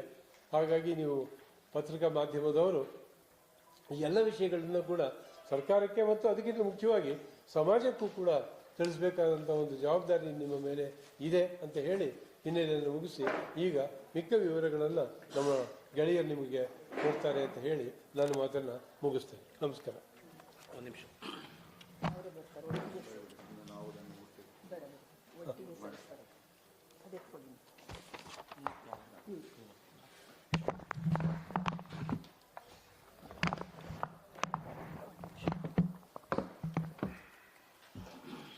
ಸ್ನೇಹಿತರೆ, ಎಲ್ಲರಿಗೂ ನಮಸ್ಕಾರ. ಕರ್ನಾಟಕದಲ್ಲಿ ಒಂದು ಹೊಸ ಪ್ರಯೋಗ ಆಯಿತು. ಇದೊಂದು ದೇಶಕ್ಕೆ ಮಾದರಿಯಾಗಿರುವಂತಹ ನಕ್ಸಲ್ ಬಿಕ್ಕಟ್ಟನ್ನು ಪರಿಹರಿಸಲಿಕ್ಕೆ ಒಂದು ಹೊಸ ವಿಧಾನವನ್ನು, ಹೊಸ ಶಾಂತಿಯುತ ಮತ್ತು ಪ್ರಜಾತಾಂತ್ರಿಕ ವಿಧಾನವನ್ನು ಕರ್ನಾಟಕ ಹೇಗೆ ಕಟ್ಟಿಕೊಟ್ಟಿದೆ ಅನ್ನೋದನ್ನು ತಾರಾ ಮೇಡಮ್ ಅವರು ಹೇಳಿದ್ದಾರೆ. ಈ ಹೊಸ ಮಾಡಲು ಈಗಾಗಿದ್ದಲ್ಲ, ಇದು 20 ವರ್ಷಗಳ ಪ್ರಯತ್ನ. ಇದು ದೊರೆಸ್ವಾಮಿ, ಗೌರಿ ಲಂಕೇಶ್, ಎ ಕೆ ಸುಬ್ಬಯ್ಯ ಅವರು ಆದಿಯಾಗಿ ನಡೆದಂಥ ಪ್ರಯತ್ನನೇ. ಇದುವರೆ ತನಕ ಇದ್ದಂಥದ್ದು ಎನ್ಕೌಂಟರ್ ಮಾಡಿ ಕೊಲ್ಲುವಂಥದ್ದು ಅಥವಾ ಶರಣಾಗತರನ್ನಾಗಿ ಮಾಡುವಂಥದ್ದು. ಕರ್ನಾಟಕದ ಮಾಡಲ್ ಅವೆರಡೂ ಅಲ್ಲ. ಎನ್ಕೌಂಟ್ರು ಕಿಲ್ಲಿಂಗ್ ಅಲ್ಲ, ಶರಣಾಗತಿ ಅಲ್ಲ, ಇದೆರಡು ನಡೆದಿದೆ ನಮ್ಮಲ್ಲಿ. 3ನೇ ಮಾಡಲ್ ಒಂದು ಕರ್ನಾಟಕದಲ್ಲಿ ಡೆವಲಪ್ ಆಯಿತು. ಅದೇ ಮುಖ್ಯವಾಹಿನಿಗೆ ತರುವ ಮಾಡಲ್. ನೀವು ಹೋರಾಟ ಮುಂದುವರಿಸಿ, ಆದರೆ ಹೋರಾಟದ ಮಾರ್ಗ ಬದಲಾಯಿಸಿ ಅನ್ನುವ ಮಾಡಲು ಇದನ್ನ ನಕ್ಸಲಿಯರ್ಗೂ ಕನ್ವಿನ್ಸ್ ಮಾಡಿದ್ರು, ಸರ್ಕಾರಕ್ಕೂ ಕನ್ವಿನ್ಸ್ ಮಾಡಿದ್ರು. ಇದು ಗೌರಿ ಲಂಕೇಶ್, ದೊರೆಸ್ವಾಮಿ, ಎ.ಕೆ. ಸುಬ್ಬಯ್ಯ ಮತ್ತು ಅವಾಗಿದ್ದಂಥ ಎಲ್ಲ ಕರ್ನಾಟಕದ ಸಿವಿಲ್ ಸೊಸೈಟಿಗೆ ಈ ಶ್ರೇಯಸ್ ಸಲ್ತದೆ. ಸರ್ಕಾರನ ಕನ್ವಿನ್ಸ್ ಮಾಡಿದ್ದಾರೆ. ಇದನ್ನು ನಾವು ಫಸ್ಟ್ ಅಂಡರ್ಲೈನ್ ಮಾಡ್ಕೋಬೇಕು. ನಾವು ಈಗ ನಾನೇ ನೂರ್ ಶ್ರೀಧರ್, ಸಿರಿಮನೆ ನಾಗರಾಜ್, ನಾವಿಬ್ಬರು ಮುಖ್ಯವಾಹಿನಿಗೆ ಬಂದ್ವಿ. ಒಂದು ವೇಳೆ ಇದು ಬದಲಾವಣೆ ಆಗಿರಲಿಲ್ಲ ಅಂದ್ರೆ ನಾವು ಬರ್ತಿರ್ಲಿಲ್ಲ. ನೀವು ಶರಣಾಗಿರಿ ಅಂತ ಹೇಳಿದ್ರೆ ನಾವು 100% ಶರಣಾಗ್ತಿರ್ಲಿಲ್ಲ. ಈಗ ವಿಕ್ರಮ್ಗೌಡನೊಂದು ವಿಡಿಯೋ ಓಡ್ತಾ ಇದೆ ಎಲ್ಲ ಕಡೆ, ಶರಣಾಗ್ತಾ ಆಗೋದಿಲ್ಲ. ನಮಗೆ ಶರಣಾಗಿರಿ ಅಂದ್ರೆ ನಾವು ಶರಣಾಗ್ತಿರ್ಲಿಲ್ಲ. ನಮಗೆ ಬಂದಾಗಲೇ ನಾವು ಹೇಳಿದ್ವಿ ನಾವು ಶರಣಾಗಲ್ಲ ಅಂತ. ಶರಣಾಗೋದು ಅಂದ್ರೆ 3 ವಿಚಾರ ಇದೆ, ಗಮನದಲ್ಲಿ ಇಟ್ಕೊಳ್ಳಿ. ಶರಣಾಗೋದು ಅಂತ ಹೇಳಿದ್ರೆ, ಒಂದು ನಾವು ತಪ್ಪು ಮಾಡಿದೀವಿ ಅಂತ ಒಪ್ಕೋಬೇಕು, ಬರೆದುಕೊಡ್ಬೇಕು, ಈ ತಪ್ಪನ್ನ ನಾವು ಮಾಡಲ್ಲ, ತಪ್ಪು ಮಾಡಿದೀವಿ ಅನ್ನೋದು. ಎರಡನೆಯದು, ಯಾರ್ಯಾರು ನಮ್ಮ ಜೊತೆ ಇದುವರೆಗೆ ಕೆಲಸ ಮಾಡಿದರೋ, ನಮ್ಮ ಸಂಘಟನೆಯಲ್ಲಿ ಹೋರಾಟದಲ್ಲಿ ಇದ್ರೋ ಅವರೆಲ್ಲರ ಮಾಹಿತಿಯನ್ನು ನೀವು ಕೊಡಬೇಕು. ಮೂರನೆಯದಾಗಿ, ಯಾವುದೇ ಸಾಮಾಜಿಕ ಚಟುವಟಿಕೆಯಲ್ಲಿ ಪಾಲ್ಗೊಳ್ಳದೆ ಅವರು ಸರ್ಕಾರ ಏನೋ ಒಂದಿಷ್ಟು ರಿಹ್ಯಾಬಿಲಿಟೇಷನ್ ಕೊಡ್ತೆ, ಅದು ಸ್ವಲ್ಪ ಕಾಸು, ಅದರಲ್ಲಿ ಟ್ರೈನಿಂಗ್ ಮಾಡ್ಕೊಂಡು ನೀವೇನೋ ಒಂದು ಕಾರ್ ಓಡಿಸ್ಕೊಂಡು, ಆಟೋ ಓಡಿಸ್ಕೊಂಡು, ಅಥವಾ ಒಂದು ಏನೊಂದು ಚಪ್ಪಲಿ ಅಂಗಡಿ ಇಟ್ಕೊಂಡು ಏನೋ ಒಂದು ವೃತ್ತಿ ಮಾಡ್ಕೊಂಡು ಅವರು ಬದುಕಬೇಕು. ಅಷ್ಟು ಬಿಟ್ಟರೆ ಅವರಿಗೆ ಬೇರೆ ಸ್ಕೋಪ್ ಇಲ್ಲ. ನಾವು ಬಂದಾಗಲೂ ಹೇಳಿದ್ವಿ, ಈ 3ಕ್ಕೂ ನಾವು ರೆಡಿ ಇಲ್ಲ. ತಪ್ಪಲ್ಲ, ನಾವು ಜನರಿಗೋಸ್ಕರ ಹೋರಾಟ ಮಾಡಿದ್ದೊಂದು ತಪ್ಪಲ್ಲ. ಒಂದು. ಎರಡನೇದಾಗಿ ಅವ್ರ ಜೊತೆಗೆ ಯಾರಿದ್ದಾರೆ, ನಾವು ಮಾರ್ಗದರ್ಶಕರು, ಅವರು ಕೂಡ ಹೋರಾಟಗಾರರು, ಅವರ ಬಗ್ಗೆ ಒಂದು ಕಿಂಚಿತ್ ಮಾಹಿತಿ ನಾವು ಕೊಡಲ್ಲ. ಮೂರನೆಯದಾಗಿ, ನಾವು ಬಂದು ಬದುಕಲ್ಲಿ ಸೆಟ್ಲ್ ಆಗಲ್ಲ. ಆ ಟೈಪ್ ಸೋಕಾಲ್ಡ್ ಸೆಟಲ್ಮೆಂಟಿಗೆ ನಾವು ಬರ್ತಾ ಇಲ್ಲ. ನಾವು ಬರ್ತಾ ಇರೋದು ಹೋರಾಟ ಮಾಡಲಿಕ್ಕೆ. ಈ 3ಅನ್ನು ನೀವು ಒಪ್ಕೊಂಡ್ರೆ ಮಾತ್ರನೇ ನಾವು ಬರೋದು ಅಂತ ನಾವು ಅವತ್ತು ಹೇಳಿದ್ವಿ. ಹಂಗಾಗಿ ಕರ್ನಾಟಕದ ಪ್ಯಾಕೇಜ್, ವಿಶೇಷ ಪ್ಯಾಕೇಜ್ ನೀವು ಪಾಲಿಸಿ ತೆಗೆದು ನೋಡಿ, ಅದರಲ್ಲಿ ಒಂದು ಸ್ಲ್ಯಾಶ್ ಆಗಿ ಹೊಸದು ಸೇರಿಸಿದ್ರು. ಎ ಪಾರ್ಟ್, ಬಿ ಪಾರ್ಟ್ ಅಂತ ಎರಡಿದೆ. ಅದರಲ್ಲಿ ನಕ್ಸಲ್ ಶರಣಾಗತಿ ಸ್ಲ್ಯಾಶ್ ಮುಖ್ಯವಾಹಿನಿಗೆ ಬರಲು ಅನುವು ಮಾಡಿಕೊಡುವ ಯೋಜನೆ ಅಂತಿದೆ. ಸ್ಲ್ಯಾಶ್ 2 ಟೈಪ್ನವ್ರು ಇರ್ತಾರೆ, ಶರಣಾಗತಿ ಜನನೂ ಇರ್ತಾರೆ. ಬಂದು ನಾವು ಲೈಫ್ ಸ್ಟೈಲ್ ಸೆಟ್ಲ್ ಆಗ್ತೀವಿ, ಕಾಸು ಕೊಡ್ರಿ ಅನ್ನೋರು. ಇಲ್ಲ, ನಾವು ಮುಖ್ಯವಾಹಿನಿಗೆ ಬರ್ತೀವಿ, ಅದಕ್ಕೆ ಅನುವು ಮಾಡಿಕೊಡಿ ಅನ್ನೋರು ಇರ್ತಾರೆ. ಈ ಒಂದು ಹೊಸದು ಇಂಟ್ರೊಡ್ಯೂಸ್ ಮಾಡಿದ್ದಕ್ಕೋಸ್ಕರನೇ ನಾನು ನಾಗರಾಜ್ ಬಂದಿದ್ರಿಲ್ಲ, ಯಾರು ಬರ್ತಿರ್ಲಿಲ್ಲ. ಈ ಮಾಡಲ್ಲೇ ಕರ್ನಾಟಕ ಕೊಟ್ಟಿರೋದು, ಅದೇ ನಮ್ಮ ವಿಶೇಷತೆ ಇಲ್ಲಿರುವಂಥದ್ದು. ಇದನ್ನು ಕರ್ನಾಟಕ ಸರ್ಕಾರ ಒಪ್ಕೊಂಡಿದ್ದು ವಿಶೇಷತೆ. ಯಾವ ಸರ್ಕಾರಗಳು ಇದ್ರ ಒಪ್ಕೊಂಡಿಲ್ಲ. ಇದಕ್ಕೆ ಅವಕಾಶ, ನೀವು ಹೋರಾಟ ಮಾಡಿ ಬಂದು ಅಂತ ಹೇಳಕ್ಕೆ ಇದು ಬಂತು. ಇದೊಂದು ಉದಾಹರಣೆ ಆಗಿದ್ದು, ನಂಬರ್ 1 ಪಾಯಿಂಟ್ ಮಾಡಿದ್ದು. ಈ ಮಾಡಲ್ನ ಈ ನಗರ ರಮೇಶ್ ಸರ್ ಹೇಳ್ದಂಗೆ ಇದು ನಮ್ಮ ಕರ್ನಾಟಕದ ದಿಗ್ಗಜರು, ಸಿವಿಲ್ ಸೊಸೈಟಿಯ ದಿಗ್ಗಜರು ಒಂದು ಮಾಡಲ್ನ ಕಟ್ಕೊಟ್ರು. ಆದರೆ ಅದು ಮುಂದುವರಿಲಿಲ್ಲ. ಎಸ್ಪೆಷಲಿ BJP ಸರ್ಕಾರ ಬಂದ ಮೇಲೆ ಆ ಕಮಿಟಿನೇ ಫಂಕ್ಷನಿಂಗ್ ಆಗಲಿಲ್ಲ. ಅಷ್ಟೇ ಅಲ್ಲ, ನಾವು ಬಂದ ಮೇಲೆ 7 ಜನರನ್ನು ಕರ್ಕೊಂಬಂದ್ವಿ ನಾವು ಮುಖ್ಯವಾಹಿನಿಗೆ. ನಾವಿಬ್ರು ಬಂದ್ವಿ, ಬಂದ್ಮೇಲೆ ನಾವು 7 ಜನ ಕರ್ಕೊಂಬಂದ್ವಿ. ನಾವು ಬಚಾವಾಗ್ಬಿಟ್ವಿ. ಅವ್ರು 7 ಜನ ಬಂದ್ರೆ BJP ಸರ್ಕಾರದ ಆಡಳಿತ ಸಿಕ್ಕಾಕೊಂಡ್ಬಿಟ್ರು. ಅವರೆಲ್ಲ ದುರ್ಗತಿಯ ಸ್ಥಿತಿಯಲ್ಲಿದ್ದಾರೆ, ಇವತ್ತು ಕೂಡ ದುರ್ಗ ಸ್ಥಿತಿಯಲ್ಲಿದ್ದಾರೆ. ಶೀಟ್ ಕಟ್ಕೊಂಡು ವಾಸ ಮಾಡ್ತಾ ಇದ್ದಾರೆ. 7 ವರ್ಷ ಆಯ್ತು, ಕನ್ಯಾಕುಮಾರಿ ಜೈಲಲ್ಲಿದ್ದಾಳೆ, ಹೊರಗೆ ಬಂದಿಲ್ಲ, ಅವಕಾಶ ಇಲ್ಲ, ಎಲ್ಲ ಪರದಾಡ್ತಾ ಇದ್ದಾರೆ. ಕಾಂಗ್ರೆಸ್ ಗೌರ್ಮೆಂಟು ಕೂಡ ಏನು ಬಂದ ತಕ್ಷಣ ಇದೇನು ಮಾಡಲಿಲ್ಲ. BJP ಕಾಂಗ್ರೆಸ್ ಬಂದು ಇವ್ರು ಮಾಡಲಿಲ್ಲ. ಇವ್ರು ಮನೆಗೆ ಅಲ್ದಿದ್ದೀವಿ ನಾವು. ಹೋಮ್ ಮಿನಿಸ್ಟರ್ನ ಕಂಡಿದ್ದೀವಿ, DC ನ ಕಂಡಿದ್ದೀವಿ, SP ನ ಕಂಡಿದ್ದೀವಿ, ಎಲ್ಲರಿಗೂ ಕೊಟ್ಟಿದ್ದೀವಿ. ಇವರೆಲ್ಲ ಸಿಗಾಕೊಂಡಿದ್ದಾರೆ. ಇವ್ರಿಗೊಂದು ಒಂದಿಷ್ಟು ಹೌದು, ಅವ್ರಿಗೇನು ನೀವು ಕೊಡಬೇಕಾದ್ರೆ ಸೆಟಲ್ಮೆಂಟ್ ಅವ್ರದ್ದು ಮಾಡಿ, ಇಲ್ಲ ಮಾಡಲಿಲ್ಲ ಅವರೆಲ್ಲ. ಅಷ್ಟೇ ಅಲ್ಲ, BJP ಮಾಡಿದ ಧೋರಣೆಯನ್ನು ಕಾಂಗ್ರೆಸ್ ಮುಂದುವರಿಸ್ತು ಕಳೆದ 2 ವರ್ಷದಲ್ಲಿ. ಮುಂದುವರಿಸ್ತು. ಅಷ್ಟೇ ಅಲ್ಲ, ವಿಕ್ರಮ್ ಗೌಡನ್ನು ಕೊಲೆ ಮಾಡ್ತು. ಇದು ಪ್ರಕ್ರಿಯೆ ಇದೇನು ಮ್ಯಾಜಿಕ್ ನಡೀತಲ್ಲ, ಈ ಮ್ಯಾಜಿಕ್ ಶುರು ಆಗಿದ್ದು ನಮ್ಮ ಸಂಘರ್ಷದ ಜೊತೆ, ಸರ್ಕಾರದ ಜೊತೆ ಕೈಗೂಡಿಸ್ಕೊಂಡು ಕಮಿಟಿನಾರು ಏನೋ ಮಾಡ್ತಿದ್ದಾರೆ ಅಂತೆಲ್ಲ ಹೇಳ್ತಿದ್ದಾರೆ ಸಿವಿಲ್ ಸೊಸೈಟಿಗಳು. ಕರ್ನಾಟಕದ ಸಿವಿಲ್ ಸೊಸೈಟಿ ಅಂಥದ್ದಲ್ಲ, ತಾತ್ವಿಕ ನಿಲುಗಟ್ಟಿ ಮೇಲೆ ನಿಂತಿರೋದು ಕರ್ನಾಟಕದ ಸಿವಿಲ್ ಸೊಸೈಟಿ. ಇದು ನಡೆದಿದ್ದು ಸಂಘರ್ಷದ ಜೊತೆ. ನಿಮ್ಗೆಲ್ಲ ಗೊತ್ತಿದೆ, 20ನೇ ತಾರೀಕು ಪ್ರೆಸ್ ಕ್ಲಬ್ನಲ್ಲಿ ನಾವು ಪ್ರೆಸ್ ಮೀಟ್ ಮಾಡಿದ್ವಿ. 18ನೇ ತಾರೀಕು ಕೊಲೆ ಆಯಿತು. 20ನೇ ತಾರೀಕು ಬಂದು ಹೃದಯಹೀನ ನೀತಿ ಅಂತ ಖಂಡನೆ ಮಾಡಿದ್ವಿ ಸರ್ಕಾರನ. ಇದನ್ನ ನಿಲ್ಲಿಸಿ ನೀವು ಅಂತ ಹೇಳಿದ್ವಿ. ನೀವು ಕೂಂಬಿಂಗ್ ಆಪರೇಷನ್ ನಿಲ್ಲಿಸಿ ಅಂತ ಹೇಳಿದ್ವಿ. ಅದೇ ಸಂದರ್ಭದಲ್ಲಿ ನಕ್ಸಲಿಟ್ರಿಗೂ ಅಪೀಲ್ ಮಾಡಿದ್ವಿ. ಇದು ಸಾಕು, ಇದೆಲ್ಲಿಗೂ ಹೋಗಲಾರ್ದಂಥ ಹೋರಾಟ. ದಯವಿಟ್ಟು ಹೋರಾಟದ ಮಾರ್ಗನ ಬದಲಾಯಿಸಿ, ನೀವು ಬನ್ನಿ ಹೊರಗಡೆ, ನಾವು ಸರ್ಕಾರಕ್ಕೆ ಒಪ್ಪಿಸ್ತೀವಿ, ನಮ್ಗಿದ್ದಂಗೆ ನಿಮಗೂ ಅವಕಾಶ ಇದೆ, ಬನ್ನಿ ಅಂತ ಕೇಳಿದ್ವಿ. ಅವಾಗ ಮತ್ತೆ ನಾವು ಡಿಸೆಂಬರ್ 1ನೇ ತಾರೀಕು CM ಅವ್ರನ್ನ ಭೇಟಿ ಮಾಡ್ತು ನಮ್ಮ ಟೀಮ್. ನಾನು ಈ ಕ್ರೊನಾಲಜಿಯನ್ನು ಹೇಳಿಕ್ಕೆ ಬಯಸ್ತಿದ್ದೀನಿ. ಯಾಕಪ್ಪ ಅಂತ ಹೇಳಿದ್ರೆ, ಒಂದು ವಿಚಾರ ಏನಪ್ಪ ಅಂದರೆ, ಇದುವರೆ ತನಕ ನಾವು ಇದ್ರ ಬಗ್ಗೆ ಒಂದು ಮಾತನ್ನು ಇದುವರೆ ತನಕ ಶಾಂತಿಯಾಗಿ ನಾಗರಿಕರ ಬಗ್ಗೆ ಮಾತಾಡಿಲ್ಲ. ನೀವು ಗಮನಿಸಬಹುದು, ಮೀಡಿಯಾಗಳಲ್ಲಿ ಪ್ರೆಸ್ ಮೀಟ್ ಏನು ಮಾಡ್ತಿದ್ದಾರೆ, ಕೊಡ್ತಿದ್ದಾರೆ, ಅವರೆಲ್ಲ ಅವ್ರ ಇಂಡಿವಿಜುವಲ್ ಅಭಿಪ್ರಾಯಗಳು. ವೇದಿಕೆ ಕೊಡಬಾರ್ದು ಅಂತ ತೀರ್ಮಾನ ಮಾಡಿತ್ತು. ಯಾಕಂದ್ರೆ ಇದು ಬಹಳ ಜವಾಬ್ದಾರಿಯ ಗೌಪ್ಯವಾಗಿ ನಡಿಬೇಕಾಗಿದ್ದ ಕ್ರಿಯೆ ಆಗಿತ್ತು. ಹಂಗಾಗಿ ಪ್ರೆಸ್ ಮುಂದೆ ಒಂದು ಮಾತು ಬಿಡಬಾರ್ದು. ಯಾರು ಏನಾದ್ರು ಫೋಟೋ ಬರಲಿ, ಜಸ್ಟ್ ಬಾಯಕ್ಕಂಡು ಕೆಲಸ ಮಾಡಬೇಕು ಅಂದ್ಕೊಂಡಿದ್ವಿ. ಇದೇ ಫಸ್ಟ್ ಪ್ರೆಸ್ ಮೀಟ್. ಅದಾದ್ಮೇಲೆ ಈಗ ವಾಸ್ತವದಲ್ಲಿ ಏನು ನಡೀತು ಅನ್ನೋದ್ರ ಬಗ್ಗೆ ಸುಮಾರು ಜನರಿಗೆ ಗೊತ್ತಿಲ್ಲ. ಇದು ನಡೀತಿದೆ ಅಂತ, ನಾನಂತೂ ಓದಿಲ್ಲ, ಎಲ್ಲ ಹೇಳ್ತಾರೆ ಅದು ಇದು ನಡೀತು ಅಂತ ಹೇಳಿ. ಯಾಕಂದ್ರೆ ನಾವು ಪೂರ್ತಿ ಮುಳುಗ್ಬಿಟ್ಟಿದ್ವಿ, ಕಾಡಿಗೆ ಹೋಗೋದು ಇದು ಮಾಡೋದು ನಾವು ಗಮನಿಸಕ್ಕೆ ಹೋಗಿಲ್ಲ, ಏನೇನು ಬಂದಿದೆ ಮೀಡಿಯಲ್ಲೂ ಗಮನಿಸಿಲ್ಲ ನಾವು. ಅದಕ್ಕೆ ಕೇಳಿರೋದು ನಾನು ಹಿಂಗೆಲ್ಲ ನಡೆದಿದೆ ಅಂತ, ಅದಕ್ಕೆ ಒಂದು ಕ್ರೊನಾಲಜಿಯನ್ನು ಹೇಳ್ತಾ ಇದ್ದೀನಿ. ಇದು ಶುರು ಆಗಿದ್ದು ವಿಕ್ರಮ್ಗೌಡಗೆ 20ನೇ ತಾರೀಕು ನಾವು ಖಂಡಿಸಿ ಪ್ರೆಸ್ ಮೀಟ್ ಮಾಡಿದ್ವಿ. ಡಿಸೆಂಬರ್ 1ನೇ ತಾರೀಕು CM ಅವ್ರನ್ನ ಭೇಟಿ ಮಾಡಿದ್ವಿ. ನಮ್ಮ ನಿಯೋಗ, ನಾನು ಹೋಗಿದ್ದಿಲ್ಲ, ನಮ್ಮ ನಿಯೋಗ ಹೋಗಿ ಭೇಟಿ ಮಾಡ್ತು. ಸೊ ಆ ನಿಯೋಗದಲ್ಲಿ ನಾವು CM ಅವ್ರಿಗೆ ಕೇಳ್ಕೊಂಡಿದ್ದೇನಪ್ಪ ಅಂದರೆ, ನಾವು ಇನ್ನೊಂದು ಗಂಭೀರ ಪ್ರಯತ್ನ ಮಾಡ್ತೀವಿ ನೋಡಿ. ನಿಮ್ಮ ಕಾಲದಲ್ಲಿ ಶುರು ಆಗಿತ್ತು, ಮತ್ತೆ 10 ವರ್ಷ ನಿಂತಿತ್ತು, ಮತ್ತೆ ಶುರು ಆಗಿದೆ. ದಯವಿಟ್ಟು ಶುರು ಮಾಡಬೇಡಿ, ಸ್ಟಾಪ್ ಮಾಡಿ ಇದನ್ನು. ನೀವು ಕೂಂಬಿಂಗ್ನ ನಿಲ್ಸಕ್ಕೆ ಹೇಳಿ ನಿಮ್ಮವರಿಗೆ, ನಮಗೊಂದು ಅವಕಾಶ ಕೊಡಿ, ನಾವು ಟ್ರೈ ಮಾಡ್ತೀವಿ. ಅದಾಗಲಿಲ್ಲ ಅಂದರೆ ಆಮೇಲೆ ಕತೆ ನೋಡೋಣ, ಈಗ ನೀವು ಸ್ಟಾಪ್ ಮಾಡಿ. ಸೊ ಅವಾಗ ಅವರು ಅದಕ್ಕೆ ಸ್ವಲ್ಪ ಸೈಲೆಂಟ್ ಮಾಡಿಬಿಡಿ ಸರ್, ನೀವು ಫೋನ್ ಕೊಟ್ಬಿಡಿ ಯಾರು. ಸೊ ಅದನ್ನ ಮಾಡಿ ಅಂತ ನಾವು ಕೇಳ್ಕೊಂಡ್ವಿ. ಅದನ್ನ CM ಅವರು ತಾತ್ವಿಕವಾಗಿ ಒಪ್ಕೊಂಡು, ಆಯ್ತು ನೀವು ಪ್ರಯತ್ನ ಮಾಡಂಗಿದ್ರೆ ಮಾಡಿ, ಒಂದು ವೇಳೆ ಫಲ ಸಿಕ್ಕರೆ ಖಂಡಿತವಾಗಿ ಕೂಡ ನಾವು ಅದಕ್ಕೆ ರೆಸ್ಪಾಂಡ್ ಮಾಡ್ತೀವಿ ಅಂತ CM ಹೇಳಿದ್ರು. ಆಮೇಲೆ ನಾವು ಫಸ್ಟ್ ಮಾಡಿದ್ದು ನಾಗರಿಕ ವೇದಿಕೆಯ ಕೆಲಸ ಏನಪ್ಪಾ ಅಂದ್ರೆ, ಅಲ್ಲಿ ನಮ್ಮ ಜನಪರ ಸಂಘಟನೆಗಳು ಸುಮಾರು ಇದಾವೆ ಮಲೆನಾಡಿನಲ್ಲಿ, ಅದೇ ಆದಿವಾಸಿ ಹಾಡಿಗಳಲ್ಲಿ ಇಲ್ಲೆಲ್ಲ ಕೆಲಸ ಮಾಡೋಂಥವ್ರು. ಅವ್ರೆಲ್ಲರಿಗೂ ಕೂಡ ನಾವು ಮಾಹಿತಿ ಕೊಟ್ವಿ. ಅವ್ರು ಸಿಗ್ತಾರೆ ಅಲ್ಲಿ. ಅವ್ರೇನು ಜನರನ್ನ ಬಿಟ್ಟು ಏನು ಕಾಡಲ್ಲಿ ಬೇರೆ ಕಾಡಲ್ಲಿ ಇರಲ್ಲ, ಜನರನ್ನ ಭೇಟಿ ಆಗ್ತಾನೆ ಕಾಡಲ್ಲಿ ಇರ್ತಾರೆ. ಸೊ ಹಂಗಾಗಿ ಅವ್ರು ಎಲ್ಲೂ ಕಂಡ್ರು ಕೂಡ ದಯವಿಟ್ಟು ಮಾತನಾಡಿ, ನಾವು ಅವ್ರ ಜೊತೆ ಮಾತನಾಡ್ಲಿಕ್ಕೆ ಬಯಸ್ತಿದ್ದೀವಿ ಅನ್ನೋದು ಕೊಡಿ ಸಾಕು. ಅವರೆಲ್ಲ ನಮ್ಗೆ ಒಪ್ಕೊಳ್ಳೋದು ಬೇಡ, ಒಂದು ನಮ್ಗೆ ಮಾತನಾಡ್ಲಿಕ್ಕೆ ಒಂದು ಅವಕಾಶ ಕೊಡಕ್ಕೆ ಹೇಳಿ, ಒಂದು ಭೇಟಿ ಕೊಡಕ್ಕೆ ಹೇಳಿ ಅನ್ನೋದು ಸಂದೇಶನೆಲ್ಲ ಕೂಡ ನಾವು ಅವ್ರಿಗೆಲ್ಲರಿಗೂ ಕೂಡ ಕಳಿಸ್ಕೊಟ್ವಿ. ಅದನ್ನು ಡಿಸೆಂಬರ್ 15ನೇ ತಾರೀಕು ಅಷ್ಟೊತ್ತಿಗೆ ನಮಗೊಂದು ಮಾಹಿತಿ ಸಿಕ್ತು. ಅದರ ನಡುವೆ ಒಂದು ಮೊದಲ ವಾರದಲ್ಲಿ ಕೆಲವರು ನಮಗೆಲ್ಲ ಸಿಕ್ಕಿದ್ದಾರೆ, ಅಲ್ಲಿ ಲೋಕಲ್ ಸಿಕ್ಕು ಮಾತಾಡಿದ್ದಾರೆ, ರಾತ್ರಿಯೆಲ್ಲ ಚರ್ಚೆ ಮಾಡಿದ್ದಾರೆ. ಕೂತು ಅಲ್ಲಿನ ಯೂತ್ಸು, ಮಲೆನಾಡಿನ ಯೂತ್ಸ್ ಕೂತು ರಾತ್ರಿಯಲ್ಲಿ ಚರ್ಚೆ ಮಾಡಿದ್ದಾರೆ. ಹಿಂಗೆಲ್ಲ ಹೇಳಿದ್ದಾರೆ, ಹಳೆ ಸ್ಟೋರೀಸ್ ಎಲ್ಲ ಹೇಳಿದ್ದಾರೆ, ಹಿಂಗೆಲ್ಲ ಆಗಿದೆ, ನಿಮ್ಮ ಹತ್ರ ಬಂದು ಮಾತನಾಡ್ಲಿಕ್ಕೆ ಬಯಸ್ತಿದ್ದಾರೆ ಅದು ಇದು ಅಂತ. ಅವರು ಇಲ್ಲ ನೋಡ್ತೀವಿ, ಯೋಚನೆ ಮಾಡಿ ಹೇಳ್ತೀವಿ ಅಂತ ಹೇಳಿ ಹೋಗಿದ್ದಾರೆ. ಹೇಳಲಿಲ್ಲ, ನಮ್ಮ ಮಾಹಿತಿ ಬರ್ತಿತ್ತು, ಬಂದಿದ್ರು ಸರ್, ರಾತ್ರಿ ಬಂದಿದ್ರು, ರಾತ್ರಿ ಮಾತುಕತೆ ಆಯಿತು, ಆದರೆ ಏನು ತೀರ್ಮಾನ ಹೇಳಿಲ್ಲ, ಹೇಳ್ತೀವಿ ಅಂತೇಳಿ ನಮ್ಮ ಅಭಿಪ್ರಾಯ ಹೇಳ್ತೀವಿ ಅಂತೇಳಿ ಹೋದರು ಅಂತೇಳಿ. ಡಿಸೆಂಬರ್ 15ನೇ ತಾರೀಕು ಒಂದು ಆದಿವಾಸಿ ಮಹಿಳೆ ಕಡೆಯಿಂದ ಒಂದು ಚೀಟಿ ಕಳಿಸ್ತಾರೆ ಅವರು, ಅಲ್ಲಿ ಮಾಡಿ ಆಯಿತು ನಾವು ಕಮಿಟಿ ಜೊತೆ ಮಾತನಾಡ್ಲಿಕ್ಕೆ ರೆಡಿ ಇದ್ದೀವಿ, ಬರ್ಲಿಕ್ಕೆ ಹೇಳಿ ಅಂತ 15ನೇ ತಾರೀಕು ಕಳಿಸ್ತಾರೆ. ಇದು ಫಸ್ಟ್ ನಮಗೆ ಗ್ರೀನ್ ಸಿಗ್ನಲ್. ಅದು ಬಂದ ತಕ್ಷಣ ನಾವು 18ನೇ ತಾರೀಕು ಹೋಗಿ ನಮ್ಗೆ ಎಲ್ಲಿಂದ ಶುರು ಮಾಡಬೇಕು ಅಂತ ನಮ್ಮೊಳಗೆ ಚರ್ಚೆ ಮಾಡ್ಕೊಳ್ಳೋಕೆ 2 ದಿವಸ ಆಯಿತು, ವೇರ್ ಟು ಬಿಗಿನ್ ಈ ಪ್ರೋಸೆಸ್ನ ಅಂತ. ಸೊ ಇದೇನಿದ್ರು ಕೂಡ ಇಂಟೆಲಿಜೆನ್ಸ್ ಚೀಫ್ಗೆ ಎಲ್ಲ ಮಾಹಿತಿ ಇರೋದು, ಅಲ್ಲಿಂದನೇ ಶುರು ಮಾಡಿದ್ರೆ ಒಳ್ಳೇದು ಅಂತೇಳಿ ಹೇಮಂತ್ ನಿಂಬಾಳ್ಕರ್ ಅವ್ರನ್ನ ನಾವು 18ನೇ ತಾರೀಕು ಭೇಟಿ ಆಗ್ತೀವಿ. ಅವ್ರನ್ನ ಹೋಗ್ಬಿಟ್ಟು ಅವ್ರ ಹತ್ರ ನಾವು ಮಾತಾಡಿ ಈ ವಿಚಾರನ ಹೇಳ್ತೀವಿ, ಹಿಂಗಿದೆ, ಹಿಂಗೆ ಮಾಹಿತಿ ಬಂದಿದೆ, ನಾವು ಈಗ ಹೋಗ್ತೀವಿ. ಆದರೆ ನಾವು ಹೋಗಿ ಹೇಳೋದೇನು, ನಾವು ಸುಮ್ಮನೆ ಹೋಗ್ಬಿಟ್ಟು ಇಲ್ಲಿ ಬನ್ನಿ ಅಂತ ಹೇಳಿದ್ರೆ ನಿಮ್ಮ ಸರ್ಕಾರ ಹೆಂಗೆ ನಡ್ಕೊಳುತ್ತೆ ನಮಗೇನು ಗ್ಯಾರಂಟಿ. ಅವ್ರನ್ನ ಕರ್ಕೊಂಬಂದ್ಬಿಟ್ಟು ಈಗ ಅದಾಗಲೇ ಕನ್ಯಾಕುಮಾರಿ ಒಳಗಲ್ಲ 8 ವರ್ಷ ಆಯ್ತಕ್ಕೆ ಅಲ್ಲೇ ಇದ್ದಾಳೆ, ಇವ್ರನ್ನೂ ಕರ್ಕೊಂಬಂದ್ಬಿಟ್ಟು ಕಾಡಲ್ಲಿದ್ದಾನೆ ತಂದ್ಬಿಟ್ಟು ಇಲ್ಲಿ ಜೈಲಿಗೆ ಹಾಕ್ಬಿಟ್ಟು ನಾವ್ಯಾವ ಇದಕ್ಕೆ ಹೋಗೋಣ, ಹಂಗಾಗಲ್ಲ.